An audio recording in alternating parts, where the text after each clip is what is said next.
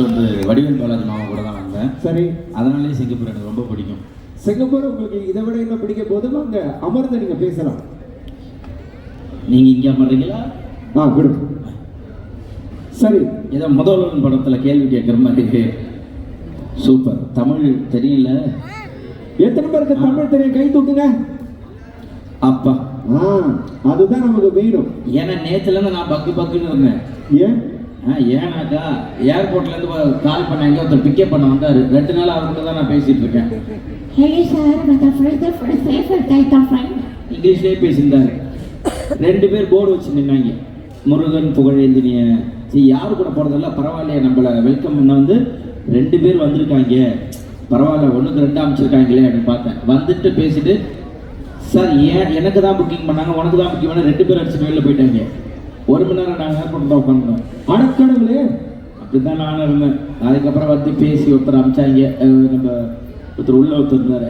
ஆமாம், ஃபுல்லாக இங்கிலீஷு. என்னை புக் பண்ணுறதுக்கு மெசேஜ் போடுறேன், ஐயா ஃபுல்லாக இங்கிலீஷில் பேசுகிறாரு, எனக்கு யாராவது தமிழ் தெரிஞ்ச ஆள் ஒருத்தவங்க அமுச்சு விடுங்க யாருன்னு. அமுச்சிட்டு மறுபடியும் காலையில் இவரு டுமாரோ ஐ வில் கம்மிங் சொல்லிட்டாரு. ஒன்றும் புரியல. சாப்பாடு கேட்கறது கூட நான் எப்படி கேட்கறதுன்னு தெரியல. சார், மார்னிங் ஃபுட், மதியம் ஃபுட், நைட் ஃபுட், இதை விட்டா எனக்கு என்ன தெரியும். அவர் இவங்க ஆர்டர் கேட்டுருந்தாங்க. திடீர்னு பார்த்தா கீழேருந்து லேண்ட்லேருந்து ஒருத்தர் ஃபோன் அடிக்கிறாங்க. சார், எனி ஆர்டர் கார்டு கொடுத்துருக்காரு அப்படின்னு சொல்லி புரிஞ்சுக்கிட்டேன். நானாக புரிஞ்சுக்கிட்டேன். கார்டு கொடுத்துருங்கன்னா எது வேணும். சரி, இவர் தான் கேமரா பண்ண. சரிங்க சார், என்ன பேசக்கூட புரியல. அப்புறம் டிவி சாப்பிடணும்ல. இல்லை, கேமரா தாண்டி உடச்சிட்டு போகிறாங்களேன்னு பார்த்தேன். Nice nice, super. இந்த மாதிரிலாம் இருந்தது. அதுக்கப்புறம் இப்போ உள்ளே உட்காந்தா ஃபுல்லாக மேலே உட்காந்தாலா சரி தெரியாமல் வேற ஒரு ஈவெண்ட்டுக்கு வந்துட்டோம் போலக்கு. எல்லாம் இங்கிலீஷ்லேயே பேசுகிறவங்களும் ஒரு பயம் இருந்தது. இல்லை, நமஸ்தே பாரத் 2024 என்ற நிகழ்ச்சி நீங்கள் பார்த்தீங்கன்னா வட இந்தியர்களுக்கும் தென்னிந்தியர்களுக்கும் பொதுவாக நடத்தப்படுற ஒரு பிரம்மாண்டமான ஒரு நிகழ்ச்சி. Super super. ஸோ அதனை முன்னிட்டு மீண்டும் நம்ம புகழுக்கு அவர் கை தட்டுங்கப்பா. சரி, சிங்கப்பூருக்கு நீங்கள் வந்திருக்கீங்க.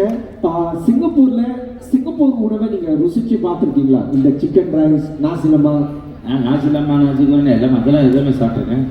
பிடிச்சிருக்காங்க? சாப்பிட்ருக்கேன். நேற்று கூட ஏதோ குரேஷ் ஏதோ ஒன்று ஆர்டர் பண்ணானு, நூடுல்ஸ் மாதிரி. கோரிங்கா மீ கோரிங். மீன் கோரிங். ஆனால் மீன் இல்லை, சிக்கன் வந்து இல்லை, அது மீன் கோரிங். மீ கோரி, மீன் இல்லை, மீ. சிங்கப்பூர்ல வந்து நூடுல்ஸ் மீன் சொல்லுவாங்க. Me MTE me. மீன் கிடையாது. எங்க வந்து என்னை இங்கிலீஷ் கற்றுக்க வைக்கிறேன். மீ அது ஃபிஷ். ஃபிஷ் வந்து மீன். அது மீன். இது மீ கோரிங். மீ கோரிங். ஆமா, நல்லா கிண்டி கோழி போட்டு கொடுப்பாங்க. சரிங்க, விட்டுங்க. நான் ஏற்கனவே பாடுபட்டேன். மீ கோரிங் சாப்பிட்டேன் நேற்று. அப்படியே ஆர்டர் பண்ணலாம். சூப்பர். அப்ப எங்கெங்கெல்லாம் சுத்தி பார்த்துருக்கீங்க சிங்கப்பூர்ல? ஏன் அந்த சிங்கப்பூர் சிங்கம் வாயை தரது தண்ணி வரும்ல, மேலாயம். ஆமா, அங்க. அப்புறம் ஒரு கப்பல் இருக்கு, ஒரு கப்பல் மேல மரீனா பே சாண்ட்ஸ். அங்க அங்க நிறைய இடம் சுற்றி பார்த்தது. பிடிச்சிருக்கு உங்களுக்கு? சிங்கப்பூர் பிடிக்குங்க. தமிழர்கள் வாழ்ற நிறைய ரொம்ப பிடிக்கும் சிங்கப்பூர். சரி, சிங்கப்பூர் மக்கள் பேசும் தமிழை பற்றி நீங்க என்ன நினைக்கிறீங்க? சூப்பருங்க, நல்லா இருக்கும் உண்மையிலேயே. சிங்கப்பூர் தமிழ் வேற லெவலில் இருக்கும். அங்கே போய் இருந்தாலும் நாக்கு காட்டுறது பாரு. நீ சொல்லிட்டு பார்ப்போம். உன்னை எங்க நீ தைரியமான ஆள் தானே, பேசுற தானே. உங்க தீவிர ரசிகர் சார். இல்லை இல்லை, தெரியும். அவரை பார்த்தோன்னே பிடிச்சிட்டேன் நான். சூப்பர். இல்லை, சிங்கப்பூர் தமிழ் எல்லா தமிழில் பேசினாலே பிடிக்குங்கய்யா. தமிழ் தான் இருக்கிறது. மகிழ்ச்சி, உங்ககிட்ட பேசுறதுல எனக்கும் மகிழ்ச்சி. சரி, உங்களுடைய கலை பயணத்தை பத்தி கொஞ்சம் பேசுவோம். குக் வித் கோமாளி நிகழ்ச்சி தான் புகழின் உச்சத்துக்கே கொண்டு போயிருக்கு, சரிதான்? ஆனா இந்த குக் வித் கோமாளி நிகழ்ச்சியில நீங்க இடம்பெறுவதற்கு முன்னால பல கஷ்டங்கள் சவால் நீங்க வந்து தாண்டி வந்திருப்பீங்க. அதை பத்தி நீங்க சொல்லுங்க. ஏன்னா உங்களை வந்து ஒரு முன்மாதிரியா பல பேர் பாக்குறாங்க. திரைக்கு பின்னால் நடந்த விஷயங்கள் எப்படி குக் வித் கோமாளி நிகழ்ச்சியில நீங்க இடம்பெற உங்களுக்கு வழி வகுத்தது அப்படின்னு நீங்க சொல்லுங்க. இல்லை, நான் சென்னைக்கு ஃபர்ஸ்ட் நான் வந்தப்போ ஒரு 100 ரூபாய் எடுத்துட்டு தான் நான் சென்னைக்கு வந்தேன். வேலை வாங்கி தரேன். எங்கள் அண்ணனுக்கு வேலை வாங்கி தராங்க. என் அண்ணனுக்கு வேலை கிடைச்சதுனால என் தம்பி 10th முடிச்சிருக்காப்புல, ஏதாவது வேலை கிடைக்குமான்னு சொல்லிட்டு வாங்கன்னு சொல்லிட்டாங்க. அப்போ 2600 சொல்லிட்டு ஸ்காலர்ஷிப் அப்போ தான் வந்தது. அதை வாங்கிட்டு வாங்க அப்படின்னாங்க. ஏர்டெல்லில் வேலை வாங்கி தர சொல்லி வந்தேன். ஃபோன் கொடுங்க, சிம்மை மாத்திரன்ட்டு ஃபோனை கொடுத்துட்டு ஃபோனை எடுத்துகிட்டு ஓடிட்டேன். அடக்கடவுளே. அவ்வளோதான். என்ன பண்ண தெரியுமா, அப்போ புதுப்பேட்டை அந்த பக்கம் நடந்து போனால் வெல்டிங் ஒர்க் ஷாப்புக்கு ஆட்கள் தேவைன்னு எழுதுது. இந்த மாதிரி பாய் இந்த மாதிரி தூக்கிட்டு போயிட்டாங்க. வெல்டிங் ஒர்க் ஷாப்பில் வேலை செஞ்சேன். அப்புறம் அங்கே வந்து லேத்து பட்டரில் வேலை செஞ்சேன், பெயிண்ட் வேலை செஞ்சேன். அப்புறம் ரூஃபிங் ஷீட்டு போடுவாங்கள்ல அது வேலை செஞ்சேன். அது காலில் அடிப்பட்டி ஒரு 184 தையல் இருக்கு காலில். அதெல்லாம் தாண்டி அப்புறம் வாட்டர் வாஷில் வண்டி கழுவிட்டு இருந்தேன். அப்போது அங்கே பிரசாத் ஸ்டுடியோ ஆப்போசிட்டில். அப்போ பார்க்குறப்ப அப்படியே காமெடியாக இருக்கும் மூஞ்சி, நீ தான் ட்ரை பண்ணலாமான்ட்டு. அப்படின்னு நீங்களே ஏன் சொல்கிறீங்க? பார்க்க அழகாக இருக்காரா இல்லையா? ஏய், நீ கத்ததை பார்த்தா நான் தான் இன்னும் காசு கொடுத்து கூப்பிட்டு வந்த மாதிரி இருக்கு. நீ பொறுமையாக கற்று. அவங்க எல்லாம் திருப்பி ஒன்றையே பார்க்குறாங்க, என்னைய பார்க்குறாங்க. கொஞ்சம் பொறுமை. அவருக்கு ஒரு இறச்சி பிரியாணி பார்சல். அவனுக்கு எல்லாமே பார்சல். நீங்கள் வேலை செய்யறியோ? ஐயோ அக்கா, வா நீயே வரைஞ்சியா? ஏ லவ்யூடா, அவங்க பாருங்க. பிறகு நான் கூட்டிட்டு வரேன். அந்த செக்மெண்ட் பிறகு வருதா? நைஸ். அன்பால அவர் கத்துறாரு. கரெக்டா? சூப்பர். சொல்லுங்க, வெல்டிங் வேலைலாம் கஷ்டப்பட்டு பார்த்தீங்க. அதுக்கப்புறம் வாட்டர் வாஷில் வேலை செஞ்சேன். அப்புறம் ஒர்க் பண்ணப்போ அங்கேருந்து அப்படியே எல்லாம் நீ இதாக இருக்க, நீ போய் பண்ணலாம் அப்படின்னு சொல்லிட்டு ட்ரை பண்ணதான். சீசன் 6 ஆடிஷனில் நானும் காலா எல்லாமே தான் ட்ரை பண்ணோம். அப்போது நான் எலிமினேஷன் ஆகிட்டேன். அதுக்கப்புறம் சரி தெரியக்கூடாது மொட்டை அடிச்சுட்டு ஒரு தடவை போனேன் ஆடிஷன். 2வது ஆடிஷன் உடனே எங்கள் அண்ணன் கல்யாணம் 19ஆம் தேதி, 18ஆம் தேதி முடிச்சுட்டு நேராக கல்யாணத்துக்கு போயிட்டு கோயிலுக்கு போயிட்டு நேராக மொட்டை அடிச்சுட்டு சரி மொட்டை அடிச்சுட்டா தெரியாதுன்னு ஒரு அதில் எலிமினேஷன் ஆகிட்டேன். அதுக்கப்புறம் கொஞ்சம் கொஞ்சமாக சிரிப்படாமல் ஒரு ஷோவாக கொஞ்சம் கொஞ்சமாக கொடுத்து அந்த சீசன் 6லேயே டைட்டில் வினோத்துக்கு தான் நான் கெஸ்ட்டாக வந்தேன் லேடி கெட்டப்பில். சீசன் 6 டெலி அவார்டு பெஸ்ட்டு காமெடியன் அவார்டு நான் தான் வாங்கினேன். அப்போ எதில் நம்ம தோக்குறோமோ அதில் ஜெயிக்கணுன்ற ஒரு இதுதான். மண்டபத்தில் இலை எடுத்திருக்கேன், 30 ரூபா கொடுப்பாங்க. இலைலாம் எடுத்துருக்கேன். இன்றைக்கி தமிழ்நாட்டில் ஒரு 40 மண்டபத்துக்கு மேலே ஓப்பன் பண்ணி வச்சுருக்கேன். மொபைலில் திருடி போயிட்டாங்க. ஃபஸ்ட்டு என்னோட இது அதுதான். ஒரு 150 மொபைல் ஷாப் ஓப்பன் பண்ணி வச்சுருப்பேன் இது வரையும். ஸோ எங்கே முடிவெட்ட காசு இல்லை, அதுக்கு தான் பார்த்தேன். இன்றைக்கி எந்த பார்பர் ஷாப் போனாலும் அமௌண்ட் சார் நீங்கள் வரீங்களா அப்படின்னு சொல்கிறேன். ஸோ நம்ம செய்கிற தொழிலுக்கு உண்மையாக இருக்கணும். உண்மையாக இருந்தோம், யாரையும் ஏமாற்றக்கூடாது. பொய் சொல்லுவேன். எப்போ சொல்லுவேன்னா எங்கள் அம்மா ஃபோன் பண்ணி சாப்பிட்டியான்னு கேட்கும். இப்போ தான்மா சாப்பிட்டேன்னு பொய் சொல்லுவேன். அதுதான் நம்ம சொல்கிற பொய் இன்னொருத்தவங்களுக்கு சந்தோஷத்தை தரணுமே தவிர நம்ம சொல்கிற பொய்னால் யாருமே கஷ்டப்படக்கூடாது. அதுக்காக மட்டும்தான் ஓடிட்டு. அதனால தான் இன்னைக்கு சிங்கார சென்னை டு சிங்கப்பூரில் இங்கே உட்கார வச்சிருக்குன்னா அதுதான் காரணம். எப்பயாவது நீங்கள் வந்து சிந்திச்சு பார்த்துருக்கீங்களா, வாழ்க்கை வந்து என்னை இந்த அளவுக்கு வளர்ச்சியை கொடுத்துருக்கு, ஆனால் எங்கே ஆரம்பித்தோன்னு அப்பப்போ நீங்கள் வந்து சிந்திச்சு பார்த்தது உண்டா? ஏன்னா உங்ககிட்ட பேசும்போது ரொம்ப தன்னடக்கத்தோடு பொறுமையாக நீங்கள் பேசுகிறீங்க. நான் வந்து ஒரு பிரபலமான ஒரு நட்சத்திரம் அப்படிங்கிற ஒரு இல்லாமல் ரொம்ப ஹம்பலாக இருக்கீங்க. இது வந்து வாழ்க்கையில் நடந்த விஷயங்கள் உங்களுக்கு கற்றுக் கொடுத்த பாடம்னு சொல்லலாமா? இல்லை, உண்மைதான். நம்ம எல்லாருமே சரி. நான் இப்போ இந்த இருக்கிற நிலைமைனா நான் பின்னாடி இதெல்லாம் பார்ப்பேன். நான் எங்கேருந்து வந்தேன் அப்படின்ற ஒரு விஷயம் இருக்கு இல்லையா? ஸோ அதை நம்ம நினச்சி பார்த்துட்டாலே ஓகே, நம்ம அங்கே தான். இன்றைக்கி என்ன நீங்கள் அந்த தரையில் படுக்க சொன்னாலும் படுப்பேன், என்ன இங்கேயே காஸ்ட்யூம் மாற்ற சொன்னாலும் நான் காஸ்ட்யூம் மாற்றுவேன். எனக்கு அது பிரச்சனை இருக்குது. ஏன்னா நான் அங்கேருந்து வந்திருக்கேன். எனக்கு கீழேருந்து வந்ததுனால எனக்கு தெரியும் ஓகே நமக்கு இன்றைக்கி கேரம் கொடுக்குறாங்க, இன்றைக்கி சேர் கொடுக்குறாங்க, இன்றைக்கி எல்லாமே கொடுக்குறாங்க, ஜூஸ்லேருந்து எல்லாமே கொடுக்குறாங்க. அன்னைக்கு ஒரு பிளேட்டை போய் நம்ம தம்பி அங்கே போய் இது வந்து ஆக்டர் அங்கே சாப்பிட்றது ஜூனியர் ஆர்டிஸ்ட் அப்படி போகணும். அந்த சாப்பாடு தட்டெல்லாம் வாங்கியிருக்காங்க. அதெல்லாம் வந்து எல்லா ஆர்டிஸ்ட்டுமே அனுபவிச்சுட்டு வந்தது தான். ஸோ அந்த மாதிரிலாம் இருக்கும். ஸோ அது நம்ம இங்கே கீழே இருந்து அடிபட்டு வந்ததுனால நமக்கு தெரியும் ஓகே நம்ம இப்படி தான் இருக்கணும். எவ்வளோ புகழ் வந்தாலும் தலைக்கு ஏற்றிக்க மாட்டாங்க. சரி, குக் வித் கோமாளி நிகழ்ச்சியில் நீங்கள் வந்து சண்டை போட்டுட்டு வரீங்க. அதில் சிங்கப்பூரில் பரபரப்பாக பேசப்பட்ட ஒரு விஷயம் வந்து நீங்கள் அந்த காந்தாரா வேஷம் போட்டது, அதுக்கப்புறம் வந்து தெருக்கூத்து சமீபத்தில் நீங்கள் போட்ட வேஷம், அப்புறம் சந்திரமுடி கெட்டப் கூட நீங்கள் போட்டீங்க. ஸோ இந்த மாதிரி கெட்டப் போடணும்னு இயக்குநர்கள் சொல்லுவாங்களா, இல்லை நீங்களே சஜஸ்ட் பண்ணுவீங்களா இந்த மாதிரி பண்ணலாம்? இல்லை, ஆப்ஷன் கொடுப்பாங்க. இந்த மாதிரி இந்த தீமில் இன்னைக்கு போகிறோம்னா இப்போ நான் யோசிச்சு ஓகே காந்தாரா போடுறேன், அதில் ஒரு ஆக்டிங் ஸ்கில் இருக்கும் அப்படின்னு தோணுது. இது இந்த கூத்து போட்டதெல்லாம் திடீர்னு வெங்கடேஷ் சார் டக்குன்னு கேட்டார், நீ இப்படி பண்ணா எப்படி? அதெல்லாம் ஸ்பாட்டில் அப்படியே டக்குன்னு நானாக யோசிச்சு ஒரு விஷயம் அங்கே எல்லாமே மைண்ட் கோபியெல்லாம் அதே எப்போ அந்த டைலாக் பிடிச்சேன். ஏன்னா நான் அதில் சொல்லியிருப்பேன், என் முகத்தை மறைத்ததே உன் முகத்தை அழகாக காணாதான் இதுன்னு. அது டக்குன்னு அந்த ஃப்ளோவில் வந்தது. ஒரு இதுவுமே புக்கு கோமலில் மட்டும் எது பண்ணாலுமே சரி ஓகே இது ஆடியன்ஸுக்கு போய் இது இதாக இருக்கணும். இப்போ எவ்வளோ பேர் என்ன சொன்னாலும் குக்கு கோமலுக்கு ஒரு ஃபேன்ஸ் இருக்குங்களா, புகழ் இப்படி பண்ணால் நல்லாயிருக்கும் அப்படி அதுக்காகவே ஒரு விஷயத்த தேடி பண்ணணும். ஸோ ஒவ்வொரு கெட்டப்புக்கும் வந்து எப்படி நீங்க தயார் பண்ணுவீங்க? ஏன்னா அது பாருங்க கந்தாரா கெட்டப் மேக்கப்லாம் வந்து பயங்கரமா இருக்கு. 4.5 மணி நேரம் ஆச்சு அப்படிங்கப்பா. மேக்கப் 4.5 மணி நேரம் ஆச்சு. காலையில் ஆரம்பிச்சு அது பெயிண்ட்டு அப்படியே பெயிண்ட் அடிச்சு இதெல்லாம் போயிடுச்சு. அதுக்கப்புறம் ஸ்கின் போய் ரெடி பண்ணாங்க ஃபுல்லாக. அது அந்த பெயிண்ட் அடித்து அவங்க அந்த ஆர்டிஸ்ட் பண்ணாங்கல்ல, அந்த ஆர்டிஸ்ட் பண்ணுறவங்க வர வச்சு பண்ணது. அது பெயிண்ட் அடித்து ஃபுல்லாக அந்த வெயிட்டு அந்த இது ஃபுல்லாக பின்னாடி கட்டி அதெல்லாம். அந்த வசனம் ஏதாவது நமக்காக காந்தாராலே அது வசனம் அந்த கெட்டப்ல உணர்ச்சி வசப்பட்டு நீங்க வந்து ரொம்ப சிறப்பா நடிச்சிருந்தீங்க. ஏது காந்தாரா சொன்னீங்களா? காந்தாரா அதுக்கப்புறம் தெருக்கூத்து வர வந்து ரொம்ப அழகா நீங்க வசனங்கள்லாம் பேசுனீங்க.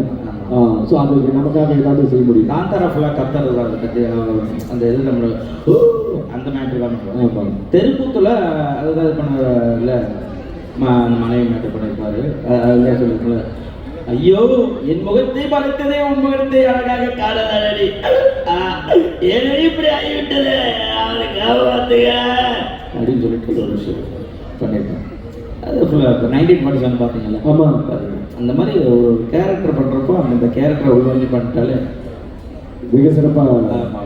சரி, இப்போ குக் வித் கோமாளியில் வந்து நகைச்சுவை கலந்த பல விஷயங்கள் நடக்கும், சமையல் ஒரு பக்கமும் நடக்கும். புகழ் அப்படின்னு எடுத்துக்கும் போது எந்த வயசுல நீங்க சமைக்க ஆரம்பிச்சீங்க? கொஞ்சம் பின்னோக்கி போவோம். பேச்சுலராக எப்போ வந்து நான் ஒரு 10 வருஷம் எடுத்துக்கிட்டாங்க. இங்கே இருக்கிற அத்தனை பேச்சுலருமே சமைப்பீங்கல்ல. எப்போ வந்தோமா அப்பயே சும்மா ஒரு வெங்காயம் தக்காளித்தை வதக்க ஆரம்பிப்போம், கொஞ்சம் மிளகாத்தூள் போடுவோம், 2 முட்டை இருந்தால் உடச்சி விட்டு முட்டை குழம்பு வைப்போம்.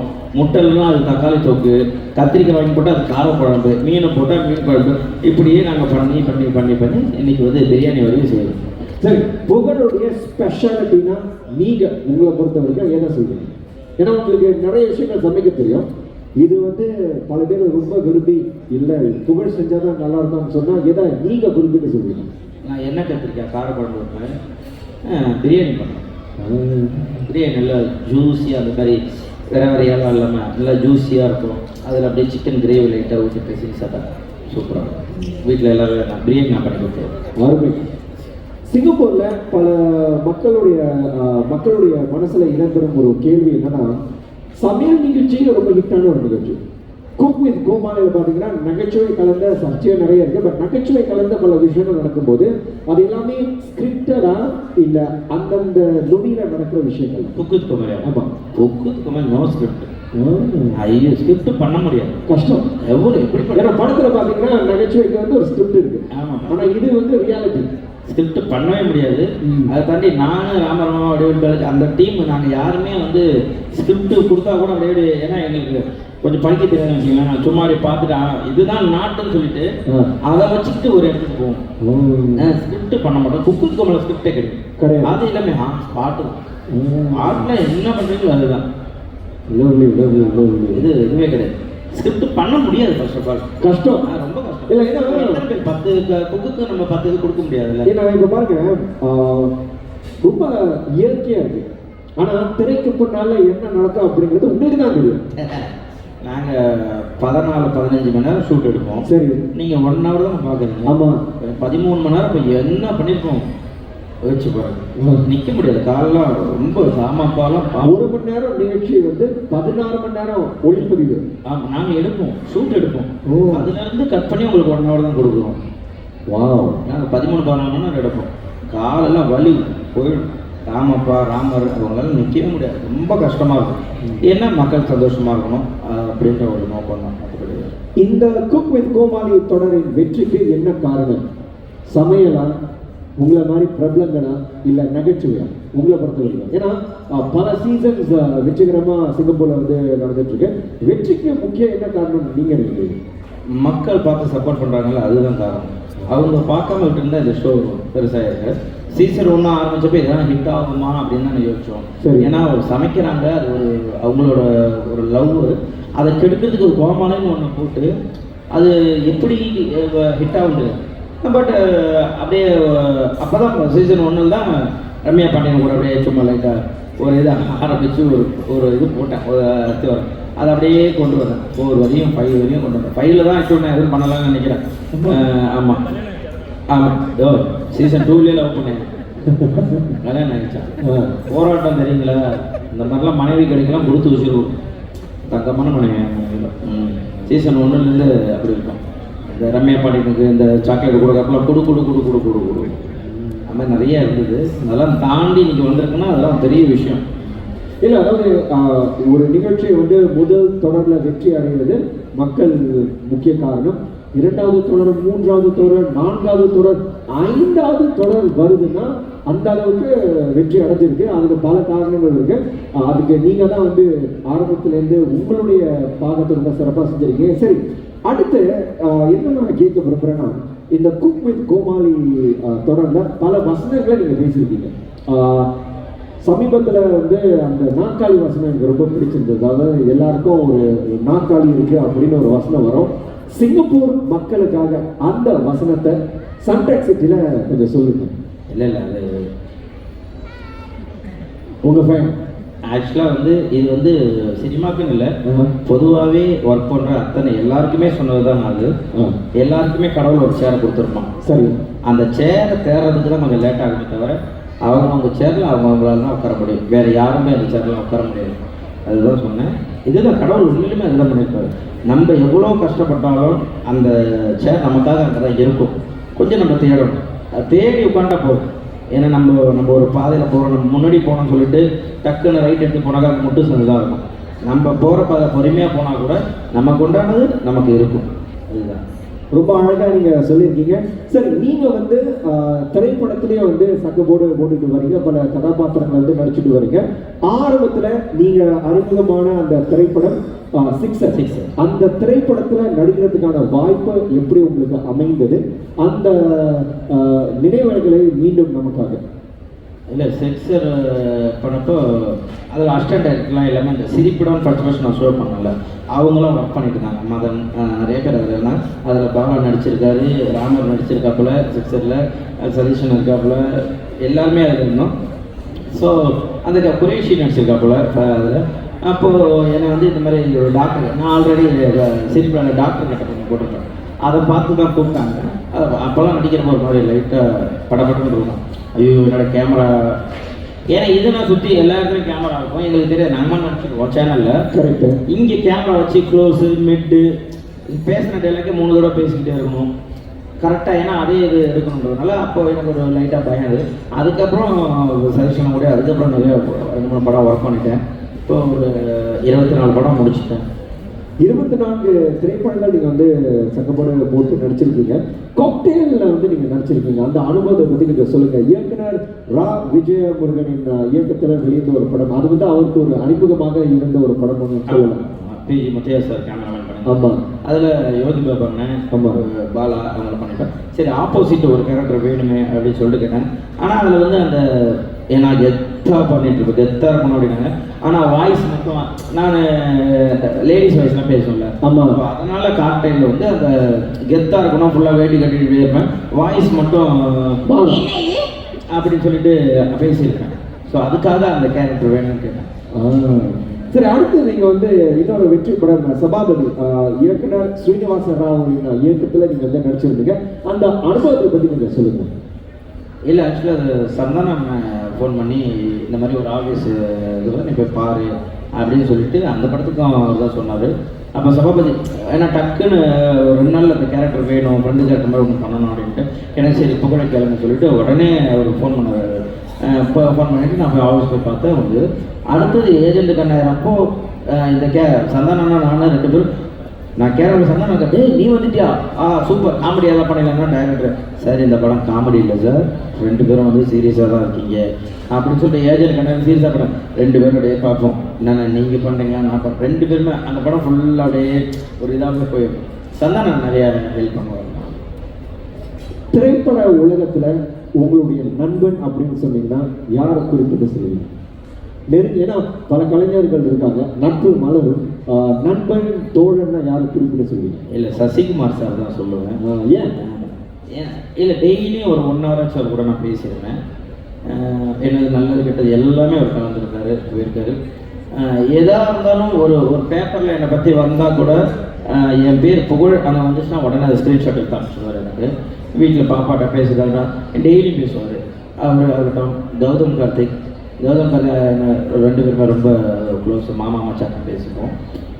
நாங்கள் அப்படியே ஜாலியாக இருக்கும். சசிகுமார் அண்ணன் டெய்லியுமே பேசுகிறேன், எனக்கு அதனால் அவர் ரொம்ப பிடிக்கும். நீ நெருங்கிய நண்பன் அண்ணன் அண்ணன் அதுக்கு வேற வார்த்தை வேண்டுமா? சரி, இந்த திரைப்பட உலகத்துல புகழ்ந்து நம்ம அடுத்து என்ன எதிர்பார்க்கலாம்? எந்த திரைப்படத்துல நீங்க வந்து ஒர்க் பண்ணிட்டு இருக்கீங்க, அதை பத்தி நீங்க சொல்லாம? ஜூ கீப்பர் முடிஞ்சிருச்சு, ஆக்சுவலாக சரி எல்லாம் முடிஞ்சிச்சு. இந்த மாதம் ரிலீஸுக்கு பிளான் பண்ணிக்கிட்டு இருக்காங்க. கண்டிப்பாக அது வந்துடும். ஏன்னா தமிழ் சினிமாவில் 40 வருஷத்துக்கு அப்புறம் எம்ஜிஆர் சாருக்கு அப்புறம் நான் தான் ஒரிஜினல் புலிக்கூட படம் பண்ணியிருக்கேன். பெருமையாக சொல்லுவேன். நம்ம ஒரிஜினல் புலிக்கூட பண்ணியிருக்கேன், லைவ் அனிமல். அதுதான் நம்ம இப்போ வரப்போகுது 40 வருஷத்துக்கு அப்புறம். பயங்கரமாக இருக்கும். அந்த அனுபவத்தை பற்றி நீங்கள் மேலே சொல்லுங்களேன், எப்படி இருக்குது? இல்லை, இங்கேருந்து போகிறப்போ வாங்க இப்போ இன்னும் புளி கூட பண்ணலான்ட்டாங்க. சரி ரைட், நமக்கு ஏதாச்சும் இந்த பிஸ்கெட் போட்டு இந்த புளியை வளர்த்து வச்சுருப்பாங்கன்னு இங்கேருந்து போயிட்டேன்.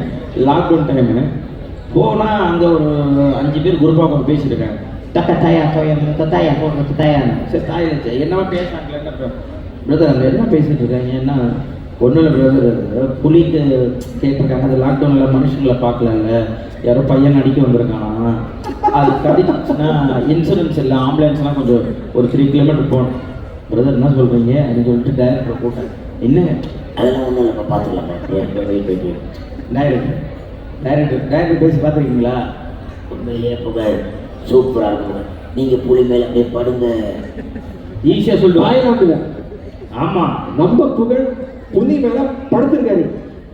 அதை தாண்டி அவங்கெல்லாம் என்ன பண்ணுவாங்க தெரியல, சுற்றி வலை அந்த இரும்புக்கு கேமராவை பேக்கில் வச்சுப்பாங்க, நான் மட்டும் உள்ளே போகணும். ஈஸியாக சொல்லிடுவாங்க, புகழ் உள்ள போ, அப்படியே புலிக்கு பல்லு விலைக்கூடும். புலிக்கு பல்லு விலைக்கூடும். இதில் மாட்டு ஷாட்லாம் எடுத்துகிட்டு வருவாங்க. அர்ஷன் ஆமாம், கேக் எடுத்துருவாங்க. திடீர்னு பார்த்தா புலிக்கு உடம்பு சரியில்லையா, அதுக்கு மாத்திரை ஊட்டி விடணும். அப்படியே பார்ப்பேன், ஐயோ என்ன மனதெல்லாம் பண்ணுறீங்க, அது புலிங்க. நடிச்சுட்டு வந்துட்டு புலியெல்லாம் குளிப்பாட்டுறது எல்லாமே பண்ணிட்டேன், எல்லாம் முடிச்சேன். இப்போ ரீசெண்டாக ஒரு 2 மாதம் முன்னாடி தாய்லாந்து போயிருந்தேன். புலி கூட ஃபோட்டோ எடுக்கிறதுக்காக போனாக்கா எனக்கு கைகள்லாம் நடுங்குது. ஏன் அப்படி நான் யோசிச்சு பார்த்தேன், எப்படா 1 மாதம் புலி கூட நடித்தோம். இல்லை, அது அந்த காஸ்டியூமு அந்த அந்த ஒரு இதெல்லாம் போட்டு பண்ணிட்டோம், நடிச்சிட்டோம். இப்போ போய் அதை பார்க்கணும். யோசிச்சு பார்த்தா எப்போ உயிரை பணம் வச்சு ஒரு விஷயத்தை பண்ணிட்டு வந்திருக்குமே. அதான் இப்போது அது ரிலீஸ் ஆகிடுச்சுன்னா வேறு லெவலில் நான் குழந்தைங்க எல்லாரும் பூனை நினச்சி புளியை வளர்த்துருவோம். அதான் கதை. ஏன்னா ஒரு விவரம் தெரியாமல் இருப்பேன். ஆமாம், பூனை நினச்சி புளியை வளர்த்துருவோம். நல்லா சரி. ஜூ கீப்பரில் இந்த மேட்டர் நம்ம வந்து எதிர்பார்க்கலாம். இந்த திரைப்படத்துக்கு அப்புறம் வேறு ஏதாவது படங்கள் கியூவில் இருக்கா? இல்லை, அடுத்து ஒரு 2-3 படம் லீடர் தான் சைன் பண்ணியிருக்கேன். ஓ பரவாயில்லையே. பண்ணியிருக்கேன். சொல்லலாமா இயக்குனர்? இல்லை, அதை சொல்லியிருக்கேன். இப்போ வந்துடும், சைன் பண்ணியிருக்கேன். நான் இப்போ ஊருக்கு போனதுக்கப்புறம் சைனை போட்டுட்டு அவங்களே அனௌன்ஸ் பண்ணுறாங்க. ஆறுங்க. ஆமாம், அதை பண்ணியிருக்கேன். இப்போ கோலி சோடா பார்த்தீங்களா? ஆமாம். ஸோ கோலி சோடாவை பற்றி கண்டிப்பாக கேட்டாகணும். இப்போ வந்து ரொம்ப பிரபலமாக செப்டம்பர் மாதம் 13ஆம் தேதி வெளியிடப்பட்டது. ஹிந்தி, கன்னடம், மலையாளம், தமிழ், தெலுங்குல இயக்குனர் விஜய் மில்டனின் இயக்கத்தில் ஹாட்ஸ்டாரில் வந்து இப்போ சட்டம் போட்டுட்டு இருக்கிற இந்த கோலி சோடா ரைசிங் சீரீஸில் நீங்கள் உருண்டை அப்படிங்கிற கதாபாத்திரத்தில் நடிச்சிருக்கீங்க. உங்கள் என்ட்ரியே ரொம்ப மாசாக இருக்குது. அந்த சன்கிளாஸஸ்லாம் போட்டு உங்களுக்கு வந்து அந்த கெட்டப், இந்த கதாபாத்திரத்தை பற்றி கொஞ்சம் சொல்லுங்கள். உருண்டை இல்லை, ஆரம்பத்தில் என்னை ஃபோன் பண்ணி அவங்க கேட்டப்போ சரி 4 பசங்களில் ஒரு பையனாக தான் என்னை கூப்பிட்றாங்க போல அப்படின்ட்டு போயிட்டேன். போனதுக்கப்புறம் பிரதர் நீங்கள் தான் பிரதர் வந்து அந்த பசங்கள்லாம் எழுத்து நிற்கிறீங்க, இந்த பக்கம் ஷாமை எழுத்து நிற்கிறீங்க, இந்த பக்கம் சேரனை எழுத்து. ஏங்க இதெல்லாம் மக்கள் ஏற்றுப்பாங்களாங்க, என்னைய போய் இது பண்ணுறீங்களா? இல்லை நீங்கள் பண்ணுங்கன்னு சொல்லிட்டு விஜய் மீட்டர் சொன்னார். அதே மாதிரி அந்த இதுக்கு எந்த இதுவுமே தப்பாலாம் ஒன்றும் இல்லை, சூப்பராக வந்து பண்ணிட்டாரு. கேமரா ஆங்கிள் எல்லாமே அவரே பண்ணுவார். கேமரா ஆங்கிள்லாம் வந்து அவரே சூப்பராக வச்சு வேறு லெவலில் வந்து பண்ணுவார். அந்த மேக்கிங் அவ்வளோ அழகாக இருக்கும். நம்ம வந்து ரொம்ப எல்லாருக்கும் நம்ம ரொம்ப குள்ளமாக தெரியும், ஆனால் கேமரா ஆங்கிள் ஃபுல்லாக அப்படி வச்சு எல்லாமே வந்து வேறு லெவலில் பண்ண மில்டன் சார். எனக்கு இப்படி ஒரு விஷயம் நெகட்டிவ் ரோல் செட் ஆகுமான்னு நினச்சி அவருக்கு ஃபஸ்ட்டு மிகப்பெரிய நன்றி சொல்லிக்கணும். மக்களும் அதுக்கு ஆதரவு கொடுத்துருக்காங்க. போதும். உங்களை வந்து புகழின் உச்சத்துக்கே நம்ம கொண்டு போறோம். சரி, இந்த ஓடிடியில வரும் இந்த சீரீஸ் வந்து எப்படி நீங்க பாக்குறீங்க? ஏன்னா அந்த காலத்துல நீங்க பாத்தீங்கன்னா திரைப்படத்துல நடிச்சீங்கன்னா திரையரங்குக்கு போய் படத்தை பார்க்கணும், அதோட முடிஞ்சது. ஆனா இப்ப பாத்தீங்கன்னா திரையரங்கத்துக்கு போய் பார்க்கறது ஒரு வழி, இன்னொன்று ஓடிடி ரிலீஸ்னு ஒன்று இருக்கு. அந்த அடிப்படையில் வந்ததுதான் இந்த கோலிஸ்டோட ரைசிங்ஸ். ஒரு கலைஞனா அதை எப்படி நீங்க பாக்குறீங்க? இல்லை, ஆக்சுவலாக தேட்டரில் வந்திருந்தா இது வேற ஒரு மாதம் இருந்திருக்கும். ரைட். மக்கள்லாம் போய் அந்த இது இப்போ கொஞ்சம் கொஞ்சமாக மாறிட்டு வருது. ஃபுல்லாக எல்லாம் ஓடிடி தளமாக ஆயிடுச்சுல்ல. ஆமாம், எல்லாம் ஓடிடி ஆயிடுச்சு. இப்போ நினச்சா வீட்லேயே அழகாக குக்கரில் ஒரு பாப்கார்ன் கவர் வைக்கிது, அதை கொட்டி மூடி வச்சுட்டு உள்ள டிவி போட்டு எல்லாமே அழகாக பார்த்துறாங்க. நினச்சா அப்படி பாஸ் பண்ணிட்டு போய் குக்கரை ஆஃப் பண்ணலாம், நினச்சா ப்ளே பண்ணிக்கலாம். குழந்தை தான் டக்குன்னு பாஸ் பண்ணிட்டு போயிட்டு அதுக்கு பால் கொடுக்கலாம். அந்த மாதிரி வந்து ஓடிடி வந்து ஃபுல்லாக வந்து வீட்டுக்கு ஆயிடுச்சு. தேட்டருக்கு போகணுன்றது மாறி போயிடுச்சு. அந்த தேட்டருக்கு போயிட்டு அந்த அந்த சத்தம் அதெல்லாம் கேட்டு வந்து பல வருடங்கள் எல்லாம் அந்த கத்தி இந்த ஆறாவது பார்க்குறாங்கல்ல, அதெல்லாம் இல்லை. இப்போ எனக்கு கோலிஸோட சொன்னேன், கோலிஸோட தேட்டரில் வந்திருந்தால் உங்களுக்கு அவ்வளோ பெரிய வரவேற்பு நடத்திருக்கும். ஏன் வந்து ஓடிடி தான் ஆக்சுவலாக அப்ரோச் பண்ணதே ஓடிடிக்கு தான் அப்ரோச் பண்ணேன். ஆமாம், இப்போ எல்லாருமே நிறைய ஓடிடி தான் இது பண்ணுறாங்க. இல்லை, காலம் மாறிக்கிட்டு இருக்கு. ஓடிடியில் இப்போ எதுவும் சொல்லிட்டாங்க, நீங்கள் தேட்டருக்கு கொண்டு வாங்க, தேட்டரில் வந்ததுக்கப்புறம் நான் ஒரு 10 டேஸ்க்கு அப்புறம் கூட நாங்கள் பண்ணிக்கிறோம் அப்படின்னு சொல்லியிருக்காங்க. இப்போது மேபி தேட்டர், ஏன்னா தேட்டரில் போய் பார்க்கறது அது ஒரு பெரிய சந்தோஷம் இல்லை. இப்போ தானே எல்லாம் போய் இதை பார்க்கணும். அப்போல்லாம் நாங்கள் வீட்டிலேருந்து ஒரு வாட்டர் பாட்டிலு மிக்சரு. இப்போ சூப்பர் ஸ்டார் பார்த்தப்போ ஒரு விஷயம் சொன்னல, அண்ணாமலை படம் பார்க்க போனால் எங்கள் ஒரு சாக்கடை ஓடும், அதை தானா தேட்டரு. இங்கேருந்து தூக்கி எங்கள் அத்தை தூக்கி எங்கள் அம்மாட்ட போகிறேன், டம்முன்னு உள்ளே போட்டாங்க. ஐயோ, அப்புறம் தூக்கி அப்புறம் குளிப்பாட்டி கழுவி அண்ணாமலை படத்தை கூப்பிட்டு போனாங்க. ஸோ அந்த மாதிரிலாம் அந்த தப்பாலாம் அந்த மிக்சரு எல்லாத்தையும் வாங்கி வச்சுக்கிட்டு வாட்டர் பாட்டிலெல்லாம் வாங்கிட்டு, அப்போ பிரிட்டானியா பிஸ்கெட்னு சொல்லிட்டு ஃபேமஸ். அந்த பிரிட்டானியா பிஸ்கெட் வச்சு அந்த தண்ணியில் தொட்டு சாப்பிட்றது, அது ஒரு தனி அனுபவம். அதெல்லாம் தனி சொல்லுங்க. ஆமாம், ஸ்கூல் படிக்கிறப்பெல்லாம் கட்டடிச்சுட்டு போய் வந்து சினிமா பார்த்த காலங்கள்லாம் எவ்வளோ இருக்குல்ல. ஆமாம், அந்த மாதிரிலாம் இருக்குது. இப்போ அதெல்லாம் பிரச்சனை கிடையாது. அழகாக வீட்டிலேயே உட்காந்துக்கிட்டு ஜாலியாக ஓடிடி தான். எல்லாரும் வந்து ஹாட்ஸ்டாரில் கோலிஸோட ரைசிங் பார்த்துட்டு இருக்காங்க. ரசிகர்களுக்கு அந்த சீரீஸில் நடித்த கலைஞர் இந்த முறையில் என்ன சொல்ல விருப்பப்படுறீங்க? இல்லை, எந்த கேரக்டர் இருந்தாலும் எல்லாராலையும் பண்ண முடியும். காமெடி ஆகட்டும், வில்லன் ஆகட்டும், குணச்சித்திர நடிகராகட்டும், இது எல்லாமே ஒரு நடிகன் வந்துட்டு அதுக்குள்ளே இருக்கும். அதை நம்ம வெளிப்படுத்துறது தான். அதை கரெக்டான டைரக்டர் வந்து சூஸ் பண்ணி பண்ணுறாங்களே. இப்போ திடீர்னு என்ன போய் 1947 போய் ஊமையாக பண்ணாங்க. ஆனால் எனக்கு கதை சொல்கிறதுக்கு ஒரு கூட்டம் தான் இருக்குன்னா கூப்பிட்டுட்டு புகழ் ஒரு பயங்கரமான ஸ்கிரிப்ட் 1947 ஸ்கிரிப்ட் இருக்குது, குக்கூத்து கோமாளில் உங்களை நான் பார்த்துருக்கேன், சூப்பராக கவுண்டர் அப்படி இப்படி செம்மையாக பண்ணுறேங்க. Thank you sir, thank you sir. இந்த படத்தில் வேற லெவலில் பண்ண போய் தேங்க்யூ சார். இந்த படத்தில் first half okay sir, thank you sir, நல்லா செகண்ட் ஹாஃபுக்கு அப்புறம் நீங்கள் பேசவே மாட்டேங்கிறாரு சார். இதுக்காக சார் குக்கூத்து கோமாளியை நீங்கள் பார்த்து நான் நல்லா பேசுவேன்னு சொல்லி என்னை செலக்ட் பண்ணிடுது. ஆனால் அவர் பண்ணதுக்கப்புறம் எனக்கு ஆக்சுவலாக கௌதம் கார்த்திக் ஏன் பிடிக்கும் அப்படின்னு சொன்னால், அவர் தான் ஹீரோ பண்ணியிருக்காரு. அவர் அந்த படத்தை பார்த்து ப்ரிவியூ ஷோ பார்த்த உடனே எனக்கு ஃபஸ்ட்டு ஃபோன் பண்ணது, மார்க்ஸ் இந்த படம் வெளியே வந்ததுக்கப்புறம் உங்களை மட்டும்தான் பேசப்படுவாங்க பாருங்கள், சூப்பர். இந்த படத்தில் உங்களுக்கு ஒரு நேம் இருக்கணும்ல, அதே மாதிரியே இந்த படத்தில் 1947 கடவுள் புண்ணியத்தில் நமக்கு வந்து பார்த்திங்கன்னா உண்மையாக உழைச்சதுக்கான பலன் அதில் கிடைச்சிது. ஆஸ்காருக்கு போய் 5வது இடத்துல போயிட்டு 1947 ரிஜெக்ட் ஆச்சு. அப்புறம் தான் 2018 படத்தை கொடுத்தாங்க ஆஸ்கார். 5வது இடத்துல போகுது. அவ்வளோ தூரம் வந்திருக்குன்றது எங்களுக்கு ஒரு பெரிய பெருமை. நேஷ்னலுக்கு எழுதி கொடுத்துருக்காங்க, அது என்னன்றது பார்ப்போம். சரி, உங்களுடைய நடிப்பு திறமையை கொஞ்சம் அலசி ஆரம்பிச்சிடும். அதாவது புகழால் நடிக்க முடியும்னு புகழுக்கு எப்படி தெரிய வந்தது, அல்லது எந்த வயதில் தெரிய வந்தது? ஏன்னா நீங்கள் வந்து ஒரு பிரபலமான கலைஞராக இருக்கீங்க, அறிவிப்பு செய்கிறீங்க, நகைச்சுவை மன்னனை கலாய்க்கிறீங்க, நடிக்கிறீங்க, ஒரு கதாபாத்திரத்தை அழகாக உள்வாங்கிட்டு நடிக்கிறீங்க. ஆனால் என்னால் நல்லா நடிக்க முடியும்னு எந்த வயதில் நீங்கள் உணர்ந்தீங்க?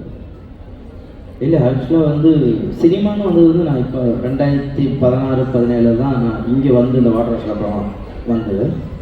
ஸ்கூல் படிக்கிறப்ப நாங்களாம் ஒரு 10 பேர் பசங்களாம் எல்லாமே இருப்பாங்க. அதில் நான் எப்பயுமே வந்து துருன்னு இந்த கூத்து மாதிரி தைதான் நான் அந்த மோளம் அடிச்சுக்கிட்டு ஜாலியாக இருப்போம். கிரிக்கெட் விளாட போனால் கூட போயிட்டு வந்துட்டு நம்ம வீட்டில் தான் எப்பயுமே வந்து பசங்க எல்லாமே இருப்பாங்க. அம்மா தோசை ஊற்றி கொடுத்துட்டு இருப்பாங்க. நாங்கள் ஒரு 15-20 பேர் வீட்டிலே தான் இருப்போம். அப்போ அந்த இடத்துல ஒரு நான் ஜோக்கர் மாதிரி நான் கலகலன்னு பேசுவேன். ஆனால் அப்போலாம் நான் சினிமாவுக்கு வரப்போலாம் யாருக்குமே தெரியாது. ஏன்னா சீசன் 5 அப்போலாம் நான் கடலூரில் நம்ம வீட்டில் தான் எல்லாம் பசங்களாம் கிரிக்கெட் விளாண்டுட்டு வந்து உட்காடுறோம். அங்கே போடுறான் பழனி ஒருத்தர் வந்து பண்ணுறாரு, தீனான்னு ஒரு பையன், சரத்துன்னு ஒரு பையன் அங்கே போடுறான், சூப்பராக பண்ணுறாங்க பாரு, கைத்தட்டி நாங்கள் அதெல்லாம் பார்த்துட்டு இருந்தோம். திடீர்னு விஜய் டிவியில் வருவன்றதுலாம் அதெல்லாம் வந்து நான் வருவேன்றதுலாம் தெரியவே தெரியாது யாருக்கும். எனக்கு கனவு கூட முடியாது. நான் பெரிய ஒரு வாட்டர் வாஷ் வைக்கணும், ஒரு வண்டி கழுவ, ஏன்னா எனக்கு தொழில் அதுதானே, எனக்கு வாட்டர் வாஷ், நான் வண்டி கழுவேன், கார் வாட்டர் வாஷ் பண்ணுவேன். சரின்னு சொல்லிட்டு நான் போய் இடம்லாம் போய் பார்ப்பேன். மிஷினை ஹைட்ராலிக் மிஷினை வச்சு கார் தூக்குறது, இடம்லாம் பார்த்தா வாடகைக்கு எல்லாமே பண்ணி எனக்கு சரி ஓகே நம்ம ஒரு பெரிய ஒரு வாட்டர் வாஷ் வைக்கணும் அப்படின்ற ஒரு கனவு. திடீர்னு அது சினிமாவுக்குள்ளே வந்துட்டு இப்பயும் வாட்டர் வாஷ் வச்சு அந்த தொழில் இருக்கிறவங்களுக்கு எல்லாருக்கும் வேலை கொடுக்கணுன்றது ஒரு மைண்ட் வச்சு. ஏன்னா அது நமக்கு வந்து நம்ம ஒன்றுமே இல்லாத சொல்லி போட்ட ஒரு விஷயம். அதனால் எனக்கு ஓனரையும் போய் பார்த்தேன், முதலாளியை போய் பார்த்து பேசுவேன். முதலாளி இது மாதிரி பண்ணால் நான் ஒரு வாட்டர் வாஷ் வைக்கிறேன், நீங்கள் பார்த்துங்க முதலாளி அப்படின்னு பேசியிருக்கேன். அவர் பண்ணால் அப்படியே அவரே வச்சுக்க சொல்லுது. சரி, இப்போ ஒரு நடிகர் அப்படின்னு எடுத்துக்கும் போது அழும் காட்சிகளை பண்ணணும். இப்போ சிங்கப்பூரில் நீங்கள் பார்த்தீங்கன்னா வந்து சில பேரால் வந்து இயற்கையாக நடித்து உடனே அழுக முடியாது. சில பேர் வந்து கிளிசரின் பயன்படுத்துகிறாங்க. புகழை பொறுத்த வரைக்கும் திடீர்னு அழுகும் ஒரு காட்சி வந்துச்சுன்னா இயற்கையாக அழுகுவீங்களா இல்லை கிளிசரின் போடுவீங்களா இல்லை எப்படி? இல்லை இது வந்து தொழில் ரகசியம் அப்படின்னு இல்லை. பட் நம்ம அந்த அந்த அந்த மூடு இருக்கு இல்லையா, அந்த மூடை கொண்டு வர்றதுக்கு தான் நமக்கு வந்து இதாகும். நம்ம ஒரு விஷயம் அப்படின்னு சொல்லிட்டாலே அந்த மூடுக்கு நம்ம வந்துடலாம். நம்ம சிரிக்கிறதுக்கு சிரிச்சிடலாம், அப்படின்னு கோவப்படலாம். அந்த மூடை நம்ம எடுத்துகிட்டு வரணும். அதை எடுத்துகிட்டு வந்துட்டா கிளிசரிங் எனக்கு தேவைப்படுது. நான் அப்படியே ஃபீல் பண்ணிக்கிட்டு நான் எப்பயுமே வர எந்த படத்துல என்ன பண்ணுவேன், அப்படியே பண்ணிட்டு நம்ம எவ்வளோ கஷ்டப்பட்டோம். ஒரு மாம்பழத்தை வாங்கிட்டு வந்து 4 நான், அப்பா, அம்மா, எங்கள் அத்தை, எங்கள் அண்ணன், நாங்கள் 5 பேரும் கட் பண்ணி சார் அதெல்லாம் எடுத்துகிட்டு போவோம். நம்ம எவ்வளோ கஷ்டப்படுறோம். இன்றைக்கி நம்ம நினச்சா எது வேணால் சாப்பிடலாம். ஆனால் இன்றைக்கும் அந்த பழசை நினச்சிப்பேன். ஏதாவது ஒரு விஷயம், ஒரு பிரதர் நீங்கள் எனக்கு ஆடிஷனே ஃபஸ்ட்டு நம்ம இதில் கேட்டதை தான் சொன்னாங்க, சித்தரிக்கப்பட்டவைன்னு சொல்லிட்டு விஜய் டிவியில் ஒர்க் பண்ணோம். எனக்கு அப்போ சொன்னதும் வந்து என்னென்னா, பிரதர் நீங்கள் ஸ்கூலுக்கு போயிட்டு வரீங்க, வர்றப்போ உங்கள் அம்மா வந்து இன்னொருத்தவங்க கூட படுத்துட்டு இருக்காங்க, அதை பார்த்தா அவங்க நிலைமை எப்படி இருக்குன்னு என்னோட இதுவே கேள்வி கேட்டேன். யோசிச்சு பாருங்கள், நான் முதல் சினிமா அந்த இதுக்காக வரேன், எனக்கு கேள்வி இருக்காங்க. அப்போ வந்து என்ன சொன்னாங்க, இது வந்து நீங்கள் நல்லது, யாராக இருந்தாலும் இதுதான் கேட்பாங்க. அதில் தான் அந்த எமோஷனல் இருக்கும், கோபம் இருக்கும். தான் அம்மா இப்படி பண்ணிட்டாங்கிற கோபம் இருக்கும். ஐயோ நமக்கு அம்மா இது நம்ம கொண்டு வரலாமா. ஆக்சுவலாக அந்த இதுக்கு நானும் படத்தில் பண்ணியிருப்பாங்க பாரு, அம்மாவை கொளுத்துட்டு போவோம். அந்த மாதிரி மீன் வந்து அதுதான் வைப்பேன். ஸோ நம்ம உள்வாங்கிட்டு பண்ணிட்டாலே போதும். கிளிசரிக்னா அந்த என்னென்னா கேமராமேனுக்கு அந்த ஒரு ஷாட் தேவைப்படும். மோஸ்ட்லி எல்லா ஆக்டருமே அழுது பண்ணிக்கணும். கேமராமேன்னா அப்படி கண்ணை அப்படி செமிட்னா அந்த கிளிசரின் வச்சா அந்த தண்ணி அப்படி ஊற்றும், அந்த ஷாட்காக நல்லாயிருக்கும். மற்றபடி நார்மலாக அழுதாலே அந்த இது வந்துடும். கோபம் என்பது உங்களுக்கு இயற்கையாக வந்துடுமா? ஏன்னா இப்போ பாருங்க, உங்ககிட்ட பேசிட்டு இருக்கும்போது நொடிக்கு நொடி வெவ்வேறு உணர்ச்சிகளை நீங்க மாத்தி நடிச்சு காட்டுறீங்க. சகலகலா வல்லவன் நீங்க. ஆனா கோபம் என்பது உங்களுக்கு இயற்கையா வந்துடும். ஏன்னா நீங்க ஒரு நகைச்சுவை மன்னன், எல்லாரையும் சிரிக்க வைக்கிறீங்க. ஆனா அந்த கோபம் கதாபாத்திரத்தை, ஏன்னா வில்லன் கதாபாத்திரம் நிறைய பண்ணிருக்கீங்க, இயற்கையா வருமா இல்லை அதுவும் நீங்க உள்வாங்கி செய்வீங்களா? எல்லாமே எந்த கேரக்டர் இருந்தாலும் அதை உள்வாங்கி தான் போகணும். இப்போ இதெல்லாம் வந்து எனக்கு ஷார்ட் சொன்னப்ப ஏய் இவா அப்படின்னா அதில் வந்து டெப்த்து அப்படின்னா அந்த ஃபீல், அதனால டப்பிங்லேயே எல்லாமே புகழ் நீங்கள் பேசுகிறது எல்லாமே பொறுமையாக நிறுத்தி நிதானமாக ஏய் போடாது இப்படி தான் பேசும். ஏன்னா அப்போ தான் அந்த கேரக்டருக்கு உண்டான ஒரு நம்ம நார்மலாக டே மச்சான் அப்படி தான் இருக்கா நல்லா இருக்காடா அப்படின்னு பேசிட்டா அதில் அந்த அதனாலே விஜய் சார் பயங்கரமாக வேலை பண்ணார். பயங்கரம் மியூசிக் டைரக்டர் வராது, சூப்பர். ஸோ அதனால் அந்த எந்த கேரக்டரும் நம்ம உள்வாங்கிட்டா வேற லெவல் தான், அதை இறக்கப்படுது. சரி, இப்போ திரைக்கு பின்னால என்ன நடக்குது அப்படின்னு தெரிஞ்சுக்க பல பேர் வந்து ஆசைப்படுவாங்க. அதாவது ஸ்கிரிப்ட் எப்போ வரும், அதாவது அடுத்த வாரம் சனிக்கிழமை ஷூட்டுனா ஸ்கிரிப்ட் எப்போ வரும், அதுக்கான ஒத்திகை ஏதாவது இருக்கா, இல்லை நேராக ஸ்பாட்டுக்கு போய் நடிக்கிறது? சினிமாவா? சினிமா சினிமா சினிமா சினிமாவில் கொடுத்துருவாங்க. ஆக்சுவலாக முதல் நாளே கொடுத்துருவாங்க. சரி. முதல் நாள் அந்த மாதிரிலாம் ஒரு வாரத்துக்கு முன்னாடிலாம் ப்ரிப்பேர்லாம் பண்ணுவோம். இப்போ நாங்கள் லீடு பண்ணுறோம் அப்படின்னா எங்களுக்கு அந்த பவுண்டு கொடுத்துருவாங்க. படத்தை அப்படியே கொடுத்துருவாங்க பவுண்டு. சரி. நாங்கள் ஃபுல்லாக படித்து ஓகே இப்படி தான் போகுது, ரைட் ஓகே, அதை மட்டும் தான் எடுத்துப்போம். முதல் நாள் போனால் இந்த சீன் எடுக்க போகிற சொல்லிட்டு அந்த பேப்பர் மட்டும் கொடுத்துருவாங்க. அப்போ 5 பேப்பர் கொடுத்துருவாங்க. அதை மட்டும் வச்சு அப்போ சீரீஸ்னா எல்லாத்துக்குமே 1 day பிஃபோர் முன்னாடியே கொடுத்துருவாங்க. ஆமாம், அந்த முதல் நாள் அப்படி சும்மா அப்படியே பார்த்துட்டு அதை மட்டும் பார்த்துட்டு தான் மறுநாள் காலையில் இது பண்ணிடுவாங்க. ஸோ இப்போ ஒரு 2 நிமிடங்கள் வர்ற அந்த காட்சி ஒளிப்பதிவு செய்ய எவ்வளோ நேரம் ஆகும்? ஏன்னா இப்போ ஒரு 5 பேர் இருக்காங்கன்னு வச்சுக்கோங்க, மாஸ்டர் ஷாட் எடுப்பாங்க, அதுக்கப்புறம் க்ளோஸ் அப்லாம் வர எடுப்பாங்க. சில இதெல்லாம் வந்து நீங்கள் காலையில் 9 to 6 கால் ஷூட்னா அந்த ஒரு சீனே காலையில் 9 to 6 வரையும் எடுப்பாங்க. அந்த ஒரு சின்ன ஒரு சீன் மட்டுமே. ஏன்னா அதுக்கு நீங்கள் தனியாக லைட்டிங்கு அது ஃபுல்லாக பார்க்கணும், இந்த ஆங்கிள் வைக்கணும், அந்த ஆங்கிள் வைக்கணும், அதே டைலாக் மறுபடியும் பேசணும். இன்னும் மாஸ் டைலாக்லாம் இருந்தாக்க அது ஃபுல்லாக ஷார்ட்டு, கண்ணுக்கு ஷார்ட் வைப்பாங்க. நீங்கள் கோலி சொல்ல என்ட்ரி பார்த்தீங்கன்னா ஆமாம், காலையிலேருந்து ஈவினிங் வரையும் எடுப்பாங்க. அந்த என்ட்ரிக்கு இந்த கண்ணு ஷாட்டு வேணும், அதாவது மறைந்திருந்து அப்படியே முன்னாடி வருவீங்க, அப்படியே அந்த ஷாட் வேணும். அதுக்கப்புறம் கேமரா வேணும், இந்த காதில் கடுக்கன் போட்டிருக்கு அந்த கடுக்கன் மட்டும் வேணும். அப்புறம் அந்த கை மட்டும் வேணும். நிறைய எடிட் பண்ணிட்டாங்க ஆக்சுவலாக. கை மட்டும் வேணும், நான் பாட்டு பாடிட்டு வருவேன், அதெல்லாம் சாங் இல்லாமல் இருக்கும். அப்படி சாங்கில் வரும், என் லிப்பு வரும், கண்ணு வரும், மூக்கு வரும். யாருன்றதை ரிவீல் பண்ணுறதுக்கே உங்களுக்கு அவ்வளோ ஷாட் தேவைப்படும். அது க்ளோஸு, மெட்டு, வைடு இது எல்லாத்தையும் எடுத்துருக்கு. ஏன்னா ஒரு மக்கள் 2 மணி நேரம் பார்க்குறாங்கன்னா அதுக்கு உண்மையாக இருக்கணும், அது ஒர்த்தாக இருக்கும். அதனால் அதெல்லாம் திரைக்கு பின்னால இவ்வளவு விஷயங்கள் நடக்குதா அப்படின்னு பல பேர் வந்து இப்ப வியந்து இருக்காங்க. ஏதாவது மறக்க முடியாத சம்பவங்கள் நடந்திருக்காங்க ஒளிப்பதிவின் போது? அதாவது திரைப்படமா கூட இருக்கலாம், இல்ல சீரீஸா கூட இருக்கலாம். அந்த ஒளிப்பதிவு செட்ல நடந்த ஏதாவது மறக்க முடியாத சம்பவம்? நிறைய இருக்கு. ஆக்சுவலாக என்னன்னா ஜூ கீப்பரில் கூட ஒரு புலி வந்து ஆக்சுவலாக அந்த கூண்டில் நான் மேலே ஏற்றணும். சரி. அப்போ என்ன பண்ணாரு, கேமராமேன் என்ன பண்ணாரு, ஒரு 3 தடவை ஏற்றி பார்த்தா புலி ஏற மாட்டேங்குது. இப்படியே போயிட்டு அது திருப்பி வருது, அப்படியே பயத்தில் இப்படியே சுற்றுறோம். புலி என் ஹைட்டில் இருக்கு, உள்ள வெயிட். ஆமாம். இப்படி திருப்பி சுற்றும். சரின்னு சொல்லிட்டு தண்ணி குடிக்கலாம், டக்குன்னு தண்ணியை குடிச்சா டக்குன்னு புலி உள்ளே ஏறிச்சு. அடடா. கேமரா ரோலும் பண்ணல, அந்த ஷார்ட்டே மிஸ் ஆயிடுச்சு. ஐயோன்னு சொல்லிட்டு அதுக்கப்புறமா எவ்வளோ நேரம் ஈவினிங் வரைந்து புளியை மேலே ஏற்றுறதுக்கு உள்ளே தூக்கி ஒரு மட்டன் பீஸை தூக்கி போட்டு சிக்கனை போட்டு உள்ளே ஏற்றலாமா? ஏன்னா அதுவாக ஏறினா ஏறிடும், அது ஒன்று பண்ணி புஷ் பண்ணி அது ஏற மாட்டேன்னு ஒரு அட்டகாசம் பண்ணோம்ல, அதெல்லாம் கொடுமை. அது அந்த ஒரு ஷாட் போட்டு ஐயோ சே, நல்ல ஷாட்டு, அழகாக ஜம்ப் பண்ணி உள்ளே போவோம். கரெக்டாக அப்போ தான் தண்ணி குடிச்சு திரும்பி பார்த்தா புளி உள்ளே போயிடுச்சு. கேமராமேன் நான் ரோல் பண்ணவே இல்லை. ஓகே டன்ன்றப்பல ஓகே சூப்பர் டன் அண்ணாரு. சார் ரெக்கார்டே பண்ணல சார் நான். ஐயோடா அப்படின்னு சொல்லிட்டு அது ஒரு சின்ன ஒரு வாக்குவாதம் ஆச்சு. என்னங்க பண்ணுறீங்க நீங்கள் ஷார்ட்டு? ஏன்னா அனிமையில் வச்சு படம் எடுக்கிறது ரொம்ப கஷ்டம். நம்ம ரைட்டில் போனோம், லெஃப்ட்டில் போனால் ரைட்டில் போவோம். ஆமாம், அதை வச்சு எடுக்கிறதே வந்து பெரிய கஷ்டம்.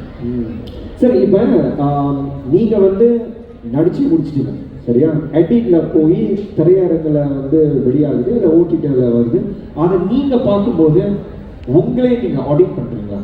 இதை நல்லா பண்ணியிருக்கலாங்க, நிறைய ரொம்ப நல்லா பண்ணியிருக்கிறேன் அப்படின்னு நீங்கள் உங்களே அசஸ் பண்ணுறீங்க? நிறைய இந்த ஏன்னா ஐயோ அதுக்காக தான் என்ன பண்ணோம்னா நடிச்சுட்டு மானிட்டர் பார்க்க மாட்டோம்.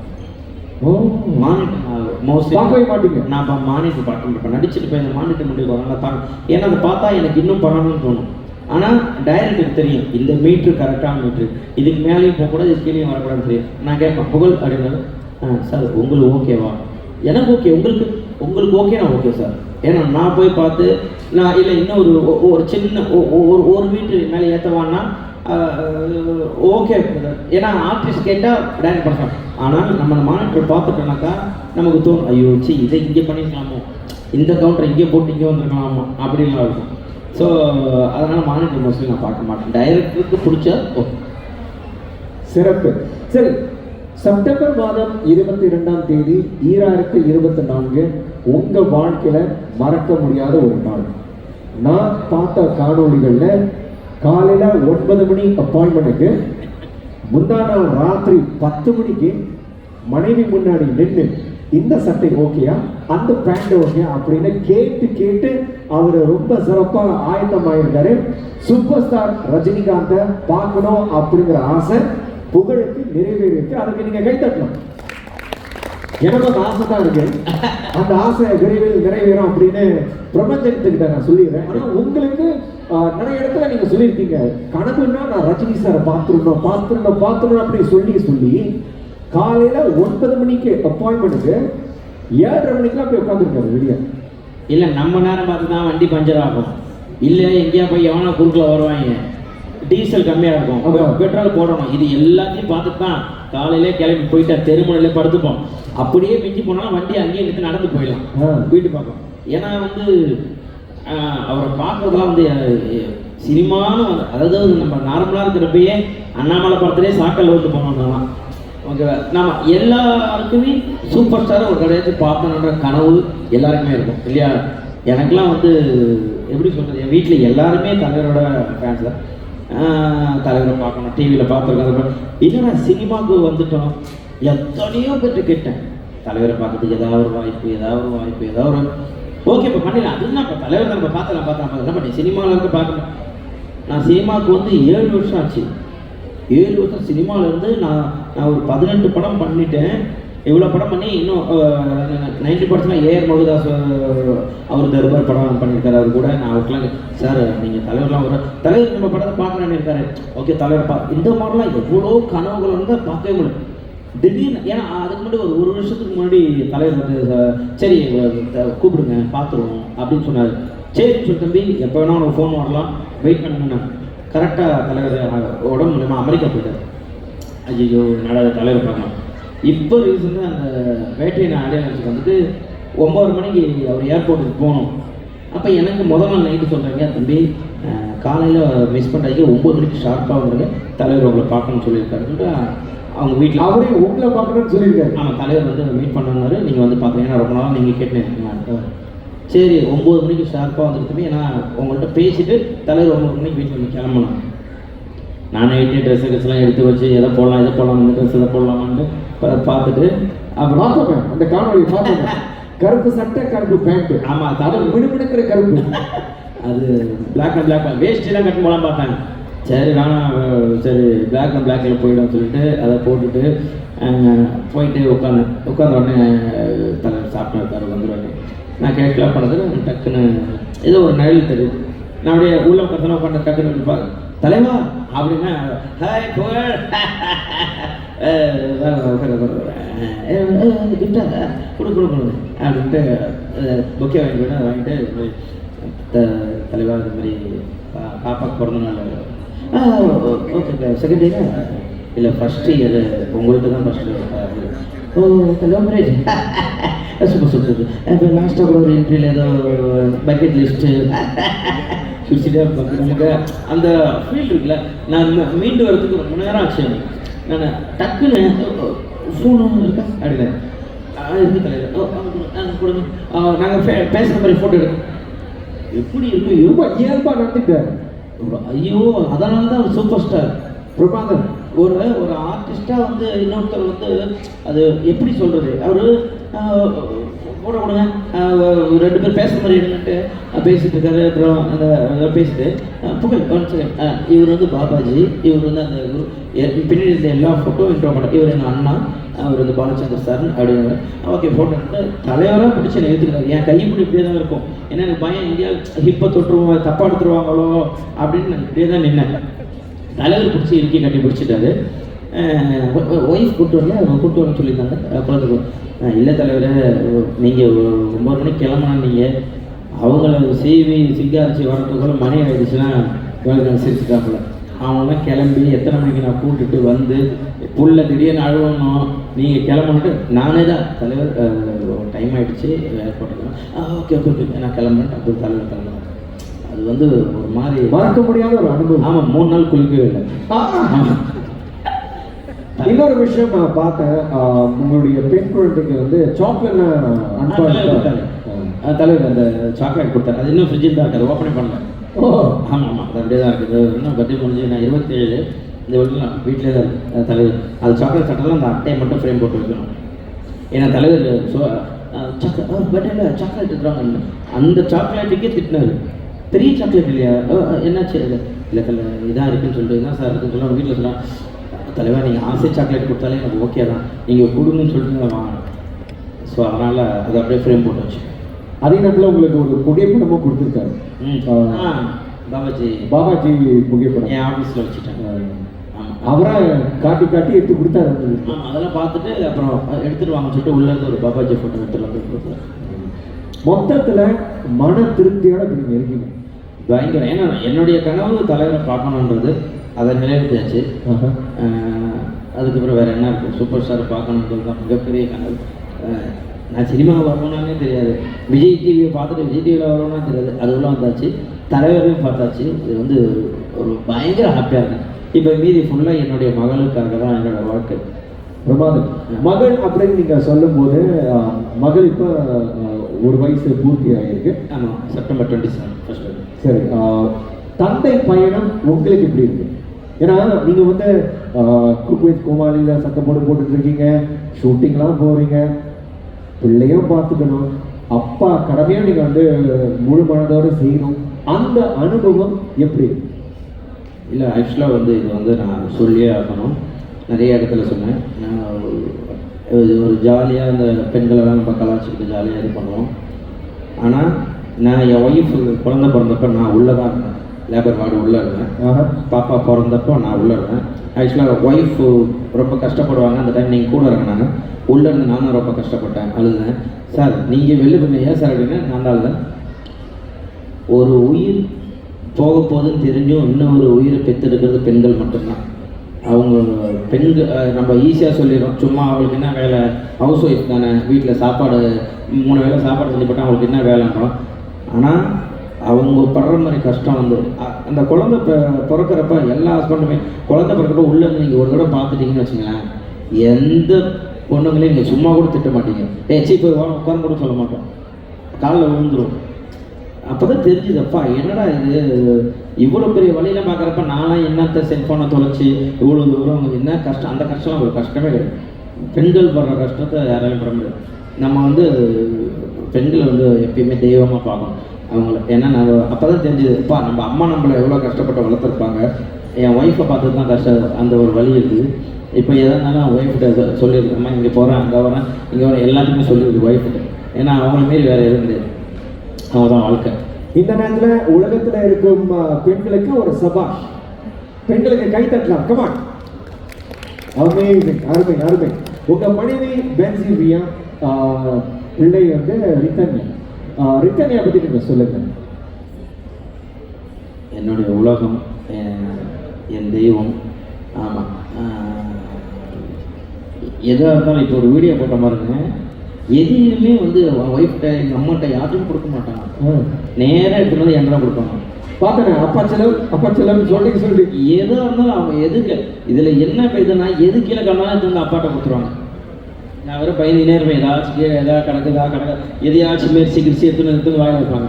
என் வீட்டில் எது யாராக எடுத்து கையில் விட்டு கொடுத்தாலும் கொடுத்துருவாங்க. என் கையில் வேறு யார்ட்டும் இப்படி அப்பாட்ட மட்டும் கொடுக்குறாங்க. அது என்னதில் இங்கே சொல்லிடுறேன். ஆக்சுவலாக இன்னும் ஒரு மேக்ஸிமம் ஒரு 10 daysலாம் வந்துடும். கின்னஸ் ரெக்கார்டுக்கு பாப்பா எலிஜிபிள் ஆகிட்டாங்க. ஓ பரவாயில்லையா. 2.49 செகண்டில் வந்து 47 படிக்கட்டு ஏறிட்டாங்க. ஆமாம், ஆமாம் எலிஜிபிள் ஆகிடுச்சு. சீக்கிரம் அந்த வீடியோ போட்டுறேன், வரும். 47 படிக்கட்டு ஏறி, ஆல்ரெடி ஒரே ஒரு பொண்ணு வந்து 25 படிக்கட்டு ஏறி இருக்காங்க. இது வரைக்கும் கின்னஸ் ரெக்கார்டாக தான் பாப்பா 47 படிக்கட்டு ஏறிட்டாங்க. அதில் இதான் ஃபர்ஸ்ட். இங்கே தான் சொல்கிறேன், சிங்கப்பூர். இதுக்காகவே நீங்கள் கை தட்டலாம். ஆமாம், சிங்கப்பூர் வெயிட் லிஃப்ட் வந்து 2 kg வந்து 19 செகண்ட் தூக்கி இருக்காங்க. எலிஜிபிள் ஆகி இதாக இது நீங்களா வந்து ஊக்கம் கொடுத்து செய்த ஒரு இல்லை, அவங்க வந்து இந்த வெயிட் நம்ம ஏதாச்சும் வந்து இப்போ கொக்குத்து கம்மல இந்த 5 கிலோ இது தூக்கிட்டு வரும். நம்ம மைதா மாவு கொடுப்பாங்களே, கோதுமை மாவு, அதை வச்சுட்டு பார்த்தா தூக்கிட்டு நிற்கிறாங்க. ஐயா சரி ஓகேட்டு அப்புறம் ரெக்கார்டில் போய் பார்த்தா ஓகே, இதுவரையும் அதை யாரும் பண்ணலை, ஃபர்ஸ்ட்டு நம்ம தான் பண்ணியிருக்கோம் இது வெயிட் லிஃப்ட்டு.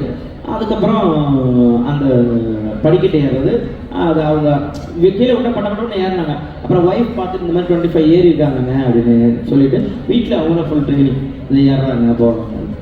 சூப்பர். உங்க மனைவி எப்படியாவது உங்ககிட்ட வந்து சொல்லியிருக்காங்களா, 9 மாதங்கள் 10 மாதங்கள் ரொம்ப கஷ்டப்பட்டு நான் சுமந்து பெற்றிருக்கேன், வெளியே வந்து பார்த்தா அப்பா கிட்ட தான் போகுது, துணி எடுத்து என் கையில கொடுக்க சொன்னா அப்பா கிட்ட கொடுத்துட்டு போகுது, அந்த மாதிரி வந்து சொல்லியிருக்காங்களா? நிறைய சொல்லியிருக்கு. அது அவங்க வந்து என்கிட்ட தான் எதாக இருந்தாலும் அப்பா தான் அவங்களுக்கு. எடி நான் தானடி உன்னை 10 மாதம் சொல்ல பெற்றேன், ஏன்னா அவங்க அப்பா அப்பான்னு போகிறேன். இந்த பெண் குழந்தைகள் வந்து அது அப்பா தான்ன்றது அது வந்து சும்மா எல்லாம் அப்பையிலேருந்து சொல்லுவாங்களே, அப்பா பெண் குழந்தைன்னா வந்து அப்பா அப்படி, அது உண்மைதான். அவங்க அப்படியே இப்போ நமக்கு பிறந்ததுக்கு தான் தெரியுது. ஆமாம்ல, நம்மள்ட்ட மட்டும் தான் இருக்காங்க. இதுல இன்னொரு கேள்வி, உங்களுடைய வேலை பழுவுக்கு இடையில எப்படி குடும்பத்தோட நீங்க வந்து நேரம் செலவழிக்கிறீங்க, பெண்ணோட எப்படி நீங்க வந்து நேரம் செலவழிக்கிறீங்க? ரொம்ப கஷ்டமான விஷயம். ரொம்ப காலையில ஷூட்டுக்கு போகணும், இங்க வந்து ஸ்டேஜுக்கு போகணும். இல்லை இப்போ இந்த 3 நாளைக்கு நான் பிள்ளைய பார்க்கல. ஆமாம். இப்போ நான் 8th போகிறேன், மறுபடியும் 9th ஷூட்டு, அப்புறம் 10th ஷூட்டு, 11th ஷூட், இப்படியே வருஷம் அது போயிட்டு அப்படியே வீடியோ கால் அப்படின்னு பார்க்கலாம். ஆனால் இப்போ ஓடுற டைம் இல்லை, அவங்களுக்காக தானே ஓடுறோம். ஸோ அதனால் வீட்லேயும் இல்லை, ஆனால் டைம் ஸ்பெண்ட் பண்ணுங்க, நீங்கள் வெளியில் போகலாம் பரவாயில்ல, புள்ள கூட இருங்க. ஏன்னா அப்படியே காலப்போக்கில் அப்புறம் வந்து அவங்க டென்ஷன் ஆகிடுவாங்க, அப்பா நமக்காக இருக்க மாட்டாங்க, ஓடிட்டே இருக்காங்க, நீங்கள் அதனால் டைம் ஸ்பெண்ட் பண்ணணும் அப்படின்னு சொல்லிட்டு இருக்காங்க. சரி, கொஞ்சம் இன்னும் கேப் எடுத்து அவங்க டைம் ஸ்பெண்ட் பண்ணணும்.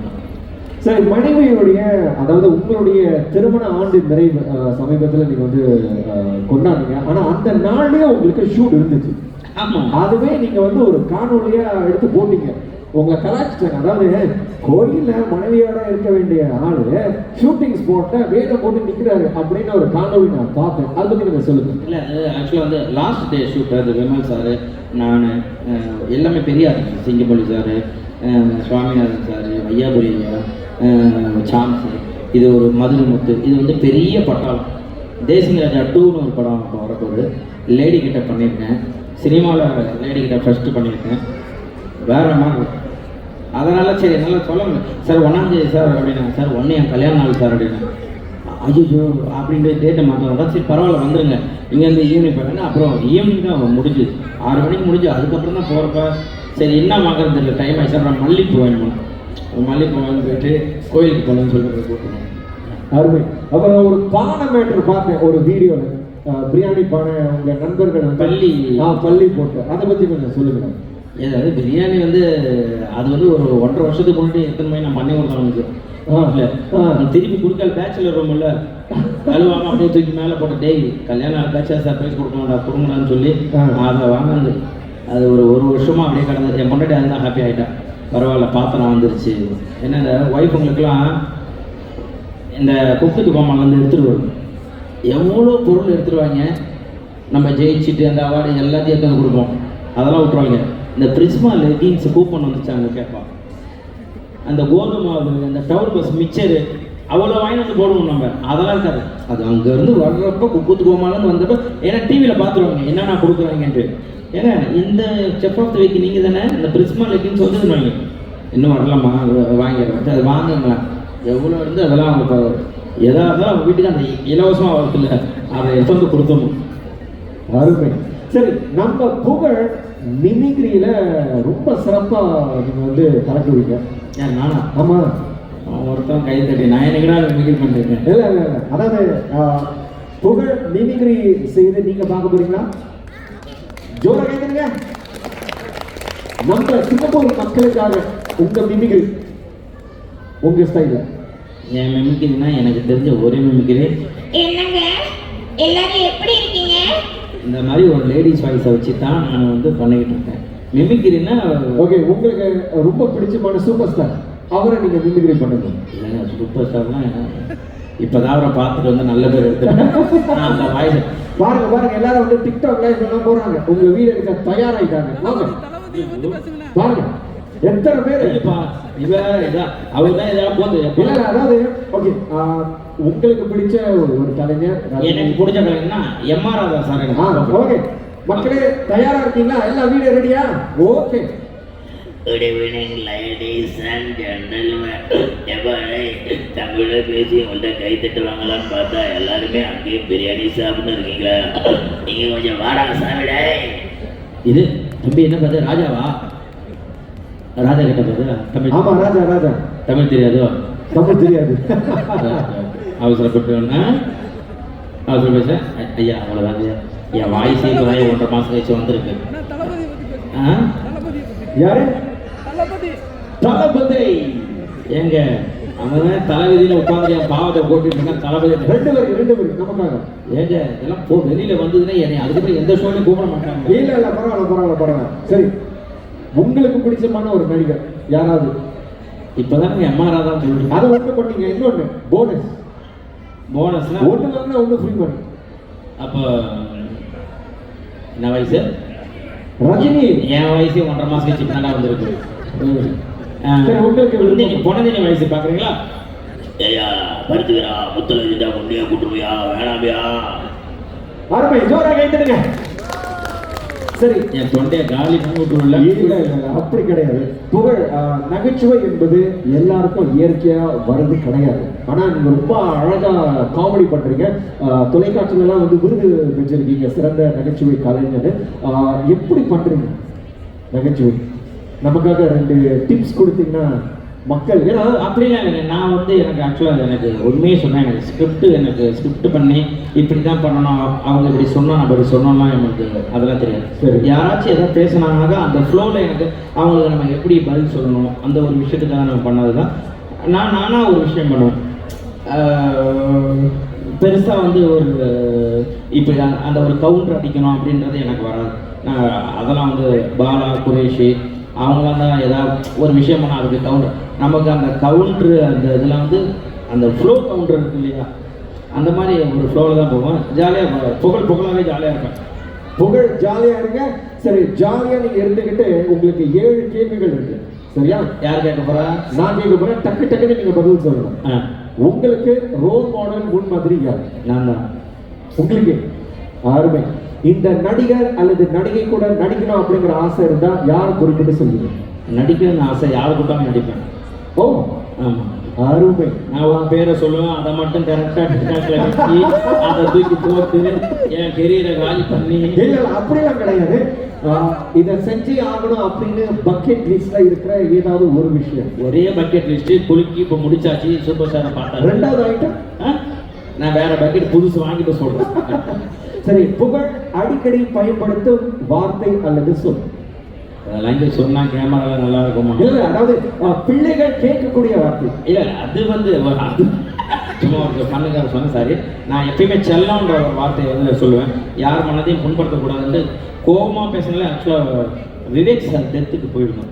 அப்போ கூட அந்த இடத்துக்கு எதில் போட்டிருந்தாங்க, நியூஸ்லாம் போட்டாங்க. அப்போ வந்து விவேக் சார் டெத்தில் வந்து ஒருத்தர் வந்து சார் ஒரு ஃபோட்டோ சார்னா செல்லம் அறிவியல் செல்லம் உங்களுக்கு புரியுதுங்களா? உங்களுக்கு அப்போ செல்லம்லாம் ஏன்னா இன்னொருத்தவங்களை வந்து அதை ஹெல்ப் பண்ணுற மாதிரி ஆகிடக்கூடாது. யார் சின்னவங்களோ பெரியவங்களோ யாராக இருந்தாலும் செல்லம் வாங்க போங்கன்ட்டு அந்த ஒரு விஷயத்துக்காக ஒன்று. சரி, புகழின் பணப்பையில் இருக்கும் 3 விஷயங்கள் பணத்தை தவிர. என்னது? வாலெட் வச்சிருக்கிற ஏதாவது 2 விஷயங்கள் பணத்தை தவிர. ஏன் பர்ஸ்லையா? ஆமா. அப்பா போட்டோ, அம்மா போட்டோ, ஒய்ஃப் போட்டோ இருக்கும். இப்போ என் பொண்ணு போட்டோ. அருமை. சரி, புகழின் கை தொலைபேசியில இருக்கக்கூடிய வால்பேப்பர், உங்க போன் வால்பேப்பர் என்ன தேடுறீங்க? இல்ல ஒரு வால்பேப்பர் இன்னொன்னு என்ன வருது தெரியுதா? தலைவருடைய போட்டோ. அதுக்கு நீங்க கை தட்டலாம். சரி, நிறைவான ஒரு கேள்வி. உலகத்துக்கு நீங்க வைத்திருக்கிற ஒரு ஆசை, புகழின் விஷ் ஃபார் தி வேர்ல்ட். யாரையும் துரோகம் நினைக்கக்கூடாது. எல்லாரும் சந்தோஷமா இருக்கணும். ஏன்னா ஒரு லாக்டவுனோ ஒரு வயநாடு பிரச்சனையோ வந்ததுக்கப்புறம் ஐயோ அப்படின்னு நீங்கள் வந்து அதுக்கப்புறமே ஃபீல் பண்ணுறதை தவிர்த்து இருக்கிறப்ப எல்லாருமே சந்தோஷமாக இருந்துட்டு போகணும். பொறாமப்பட தேவையில்லை. நான் சொன்னதை யார் இடத்துக்கு யாராலையும் வர முடியாது. அவங்கவுங்க இடம் அவங்களும் கடவுள் முடிவு பண்ணது தான். ஸோ அந்த மாதிரி டைமில் நம்ம ஒருத்தர் விட்டு கொடுத்துட்டு போகணும். ஏதாவது பூகமாக வந்துச்சு ஐயோ சரி நல்லா இருக்காங்க அவங்க இப்படி ஆயிடுச்சு அப்படின்னு சொல்லாமல் இருக்கிறப்ப சந்தோஷமாக இருக்கா. ஏன்னா என்னத்தை எடுத்துகிட்டு போகிறோம்? ஒன்றுமே கிடையாது. சரியா சொன்னீங்க. ஏன்னா விஜயகாந்த் சார் சொன்னது தான், எதுவுமே யாரையும் செத்தா கூட அண்ணாக்கார கைட்டு தான் புதைப்பாங்க. நம்ம எப்படி பிறந்தோமோ அப்படி தான் திரும்பி சாக போகிறோம். இந்த இடப்பட்ட கேப்பில் எதுக்காக சண்டை, எதுக்காக போகாமல் அவன் கெட்டு போகணும் இவன் கெட்டு போகணும்னு சொல்லி நினைக்காம எல்லாரும் சந்தோஷமாக இருந்தால் சூப்பராக இருக்கும். எல்லோரும் ஹாப்பியாக இருக்கணும். நான் இது ஒன்று சொல்லிக்கிறேன். விஜயகாந்த் இறந்ததுலேருந்து டெய்லி 50 பேருக்கு என் ஆஃபீஸில் சாப்பாடு போடுறேன். என்னையோட 276வது நாள் என்னையோட சாப்பாடு. எதுக்கு நான் சொல்கிறேன்னா, சாப்பாடு ரொம்ப கஷ்டப்பட்டேன். ஒருவேளை சாப்பாடு கிடையாது. காலையில் ஒரு தூள் பகடா வாங்கினா, பகடா வந்து முழுசாக வாங்கினாக்கா கம்மியாக கரெக்டாக 50 கிராம் தான் போடுவாங்க. தூளாக வாங்கினா அள்ளி போடுவாங்க. எடை பார்க்கணும். வெறும் ஒரு 5 ரூபாய்க்கு தூள் பகடா, ஒரு 2 ரூபா வாட்டர் பாக்கெட். இதுதான் என் லைஃபாக இருக்குது. இன்றைக்கி டெய்லி 50 பேருக்கு சாப்பாடு போடுறேன் அப்படின்னா அவர் விஜயகாந்த் சார் தான் எனக்கு அது. ஏன்னா அவர் இறந்ததுக்கப்புறம் எல்லாருமே சொன்னது வந்து என்னன்னா, இந்த மனுஷன் பசிச்சுக்கு சோறு போட்டாரியா அந்த ஒரு வாரத்தை, அந்த சாப்பாடு. ஏன்னா இன்றைக்கி நம்ம வாழ்கிறது எல்லாமே வந்து உணவுக்காக தான், சாப்பாட்டுக்காக தான். ஸோ அதுக்காக நான் அதை பண்ணுறேன். உங்களால் முடிஞ்சதுன்னா, உங்களால் வந்து நீங்கள் இல்லாதவங்களுக்கு யாருக்கா ஒருவேளை நீங்கள் சாப்பாடு வாங்கி போட்டிங்கன்னா, அந்த சாப்பாடில் கண்டிப்பாக கேப்டன் உயிர் வாழ்ந்துட்டு தான் இருப்பார். கேப்டன் என்றைக்குமே மறைய மாட்டார். அதை மட்டும் உங்கள்கிட்ட சொல்லிக்கிறேன். Love you. ரொம்ப அழகாக சொல்லியிருக்கீங்க. உலகத்திலேயே சிறந்த தானம் அன்னதானம். அதை நீங்கள் ரொம்ப சிறப்பாக பண்ணிட்டு இருக்கீங்க. சரி, நிறைவா சிங்கப்பூர் ரசிகர்களுக்கு புகழ் சொல்ல விரும்பும் ஓரிரு வார்த்தை நிறைவா. அதுதான் சொல்கிறேன். எல்லாரும் ஹாப்பியாக சந்தோஷமாக இருங்க. யார் மனதையும் புண்படுத்தாதீங்க. ஜாலியாக இருக்கலாம். இருக்கிற வரையும் சந்தோஷமாக ஜாலியாக இருந்துட்டு போயிட்டே இருக்கலாம். யாருக்கும் துரோகம் நினைக்காம. நான் சொன்னது தான், பொய் சொல்லுங்கள். அந்த பொய் இன்னொருத்தவங்களை சந்தோஷப்படுத்தணுமே தவிர அந்த பொய் என்றைக்கும் இன்னொருத்தவங்களை காயப்படுத்தக்கூடாது. ஸோ எல்லாருமே வந்து ஹாப்பியாக சந்தோஷமாக இருங்க. மறுபடியும் சிங்கப்பூர் மக்களை கண்டிப்பாக வந்து நான் பார்ப்பேன். ஏன்னா தமிழர்கள் எங்கெங்கே இருக்கிறாங்களோ அங்கெல்லாம் வந்து நாங்கள் இருப்போம்.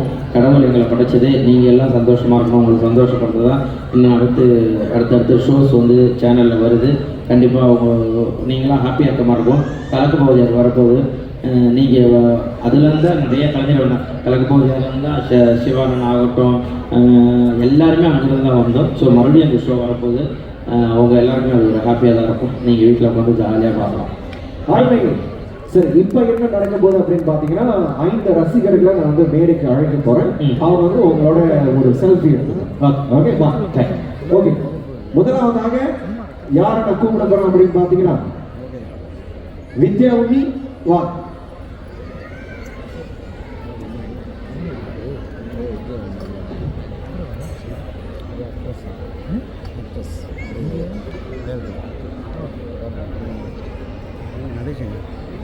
வித்யாவணி, நீங்க ஒரு தீவிர ரசிகை அப்படின்னு சொன்னாங்க. ஏதாவது கேட்க விரும்புறீங்களா?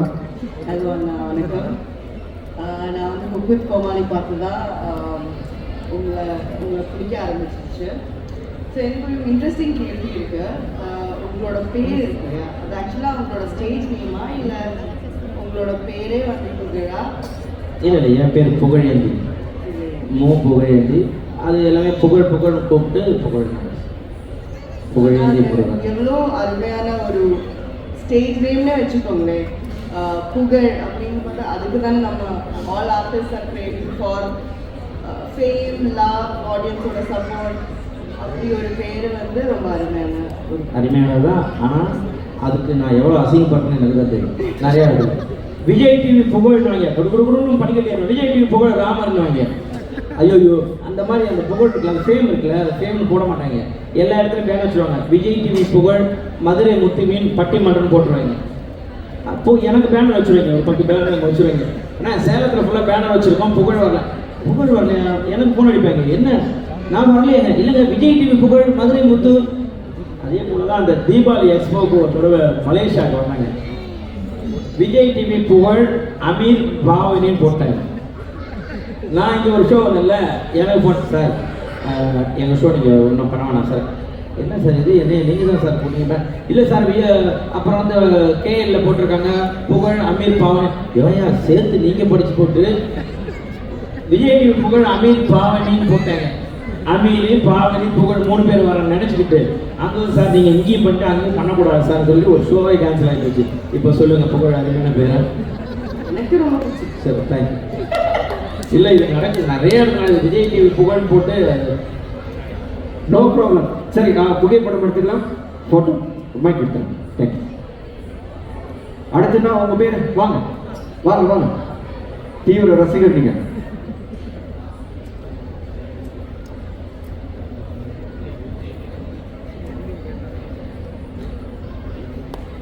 ரொம்ப நன்றி அண்ணா, நீங்க ஒரு தீவிர ரசிகர் அப்படின்னு தெரியுது. இருங்க மைக்க படிங்க. ஆனால் உங்களுக்காண்டி ஒரு டிராயிங் பண்ணியிருக்கேன்.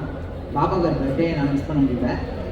பாபாவை சேர்த்து 2 போட்டிருக்கேன். யாருமே புகழுக்கு ஏதாவது கேள்வி ஏதாவது இருக்கா? நான் கண்டிப்பாக கேட்கணும். நான் வந்து புதுக்கோட்டை டிஸ்ட்ரிக்ட். ஆனால் நான் புகழ நான் சென்னையில் 2 வருஷம் ஒர்க் பண்ண காலேஜ் முடிச்சுட்டு எனக்கும் நடிக்கணும்னு ரொம்ப ஆசையாக இருந்துச்சு. நிறைய டைம் நிறைய இடத்துக்கு போனேன், பட் கிடைக்கல வாய்ப்பு. அதே மாதிரி புகழ நான் ஒரு எப்படின்னா ஒரு இதுக்கு வந்து நாங்கள் ஓப்பன் அது இது நான் பூந்தமல்லியில் ஹோட்டலில் ஜவுளி ஸ்டோர் ஓப்பன் பண்ண வந்தாங்க. அப்போ கூட நான் ஃபர்ஸ்ட் டைம் பார்க்கலான்னு போனேன். பட் அண்ணா கூட ஒரு ஃபோட்டோ கூட நல்லா எடுக்க முடியல. இன்னைக்கு அந்த ஆசை நிறைவேறுது தம்பி. அது ஒரு ஆசை. எனக்கு இன்னொரு ஆசை இருக்குது. எனக்கு வந்து ஃபியூச்சரில் வந்து அண்ணா கூட ஏதாவது ஒரு படம் நடிக்கணும். ஏதாவது ஒரு சீன் எப்படின்னா அசுரன் படத்தில் தனுஷுக்கு பையனா நடிப்பாங்க. அது மாதிரி அண்ணா புகழண்ணா கூட ஏதாவது ஒரு படம் வாய்ப்பு கிடைக்கும். கண்டிப்பா கிடைக்கும். அதுக்கு புகழ் ஏதாவது சொல்ல விரும்புறீங்களா?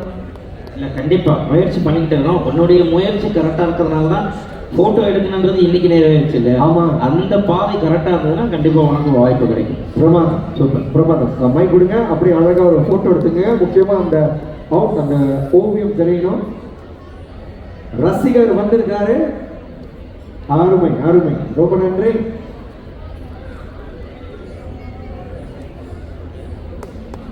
நீங்க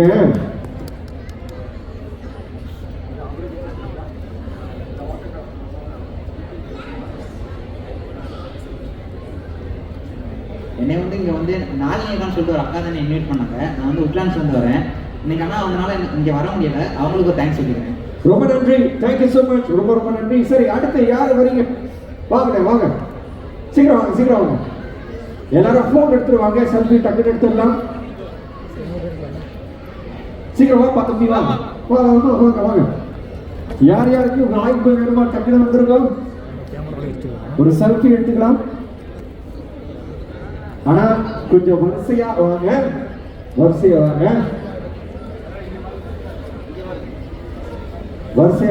நான் பாத்துக்கிறேன்.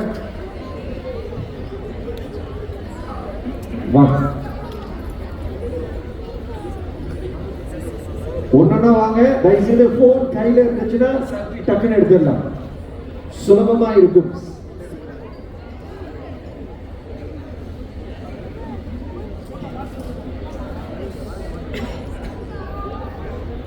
கியூட்டா இருக்கு தம்பி. போட்டோ எடுத்துட்டியா? ஒரே ஃபேமிலியா? இல்ல, ஓகே. பிரபலமான நடிகர், நகைச்சுவை மன்னன் புகழோட நீங்க புகைப்படம் எடுக்கணும்னா டக்குன்னு வந்துருங்க. நிறைவான வாய்ப்பு இதுதான்.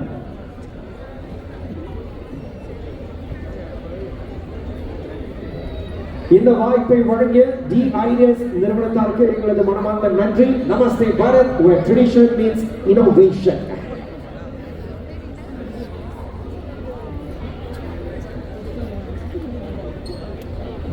Ladies and gentlemen, if you want to grab a photograph with actor, comedian Pugar, this is your exclusive opportunity. பிரபலமான நடிகர், நகைச்சுவை மன்னன் புகழோட புகைப்படம்